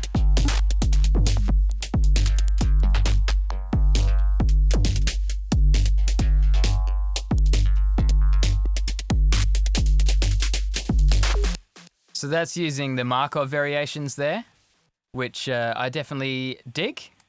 So these other things that are happening in this project, just a bass line, a very simple one made using analog. Nothing particularly fancy in there, and it's got nothing to do with Dylan Baston. It's just a supporting synth for this particular project. And then I've got a bit of Wavetable in here, same thing again. But if we listen to all of it together,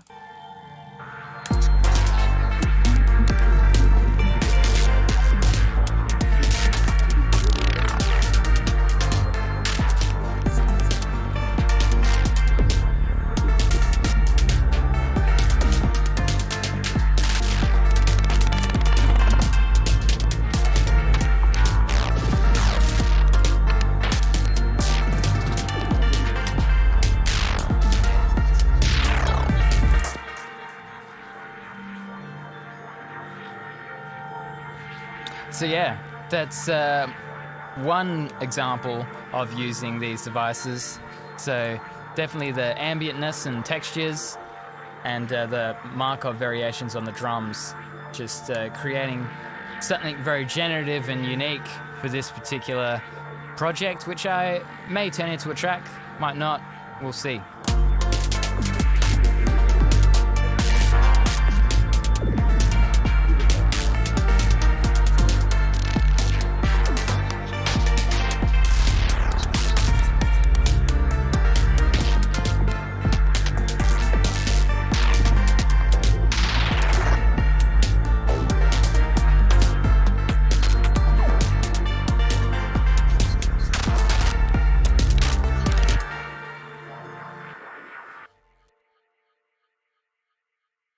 So this example is a more ambient one, I guess, and it was to show off the Swarmulators N, which is basically the MPE MIDI generation device based on the Swarmulators model, which is those kind of interconnected LFOs or oscillators that are mapped to different things to control different parameters.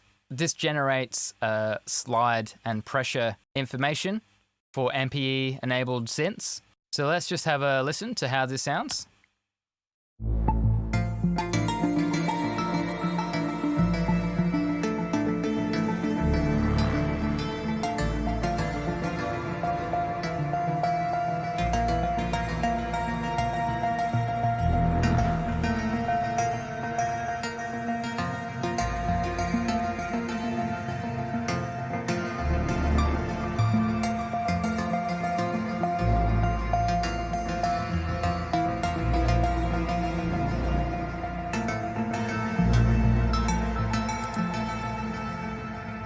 So that is all completely generative, and it's all based on the Swarmulators model.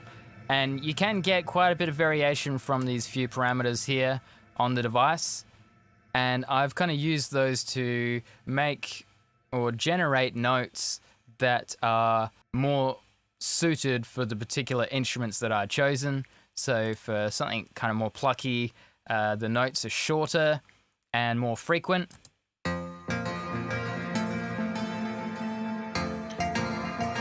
They're also in a particular range in terms of octave that work well with this synth. I'm also using a bit of vector delay on that to have different voices move around the stereo field. Spectral time, hybrid reverb.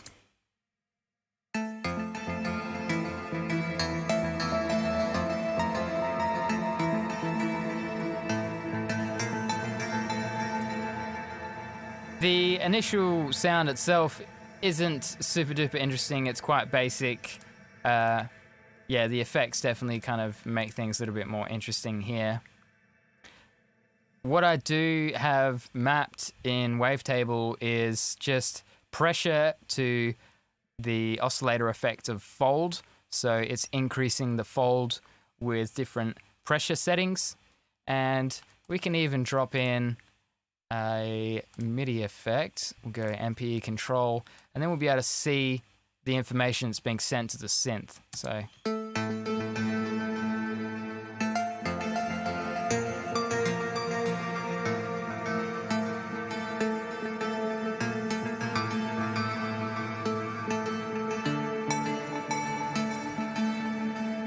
So these different dots are related to different notes and the slide or pressure value. So there's multiple nodes at a time which relate to the multiple channels of notes which are being used for MPE.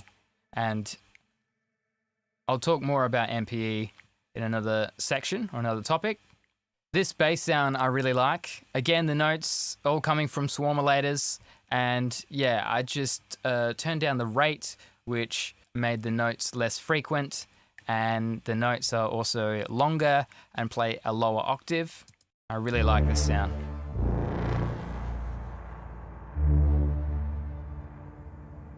So slide is mapped to oscillator position. So that's has a slight variation based on the MIDI information that's being sent to it from swarmolators.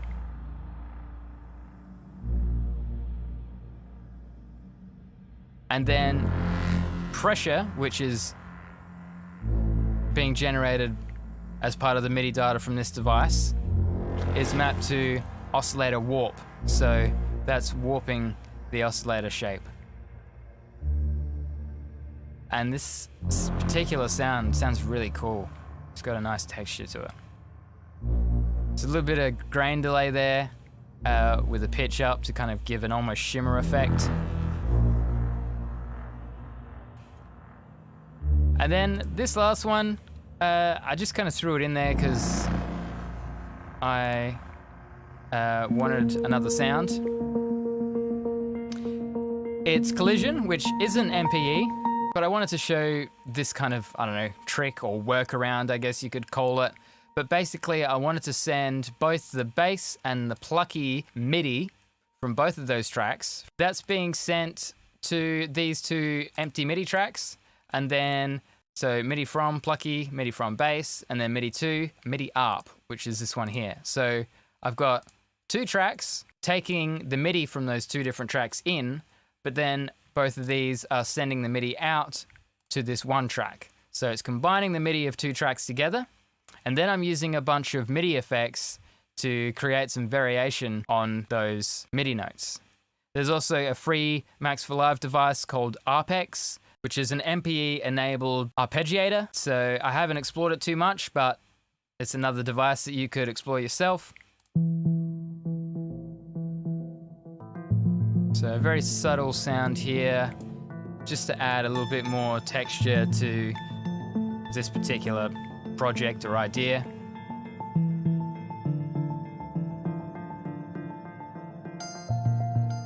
And all together.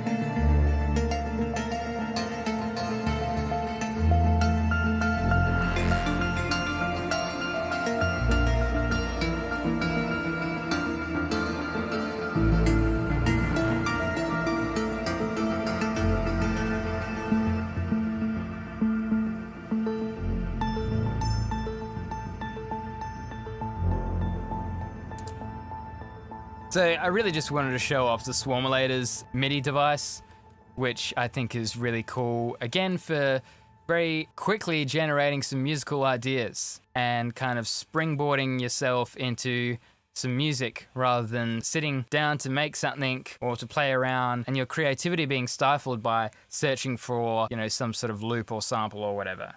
You could just throw Swarmolators onto a track, throw on your favorite instrument, and just start tweaking, and in no time you'll have something interesting and unique. So before I wrap up this example, I'll just go through what's on these return tracks. So there's just a bit of convolution reverb for a very short reverb for more ambient type reverb sound. Then I've got a really big reverb using hybrid reverb, and I really do love this device. I've been using it on lots of different things, and it has quite a broad palette and is definitely a very welcome addition to the new stuff in Live 11. This one is just a couple of echoes and a bit of EQ. This one is all the tracks fed into a grain delay, fed into Fractal Filters, which is being modulated. And then also another really cool device by another developer. This device is called Panicky, and yeah, really awesome device. We'll probably do a spotlight on this particular developer at some point as well. Bit of reverb, bit of multiband compression, more compression. So that's just to kind of make this generate a new texture or bed to these other sounds.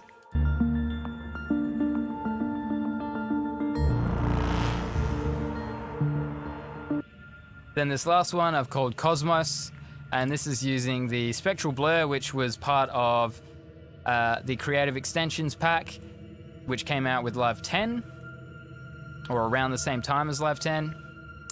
Auto filter, bit of phaser flanger. This is also a really cool device and simple to use, but can get a very broad range of sounds. Has quite a broad palette. Spectral time, hybrid reverb, bit of EQ. So that's creating this really interesting drone texture. And if I just go sends only, we can listen to just the sends, which I think sounds beautiful.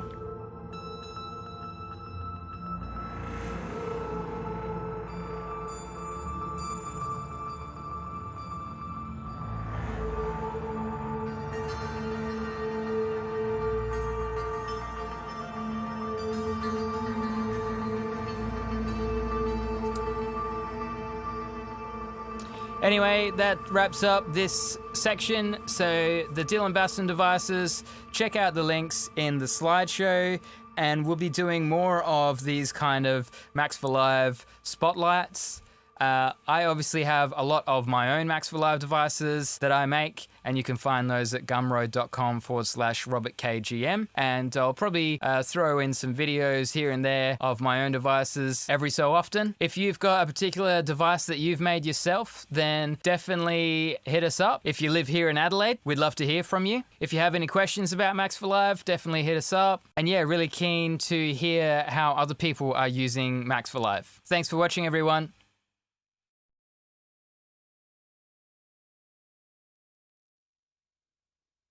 Hello. Okay, that's us back. Just going to mute that.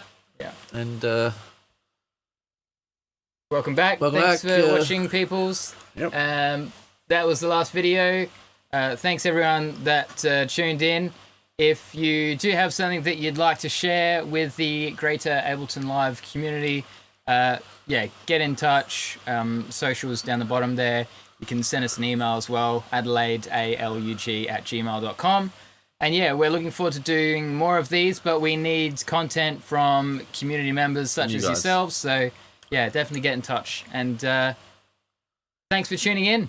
No worries. See Thanks, you guys. next time.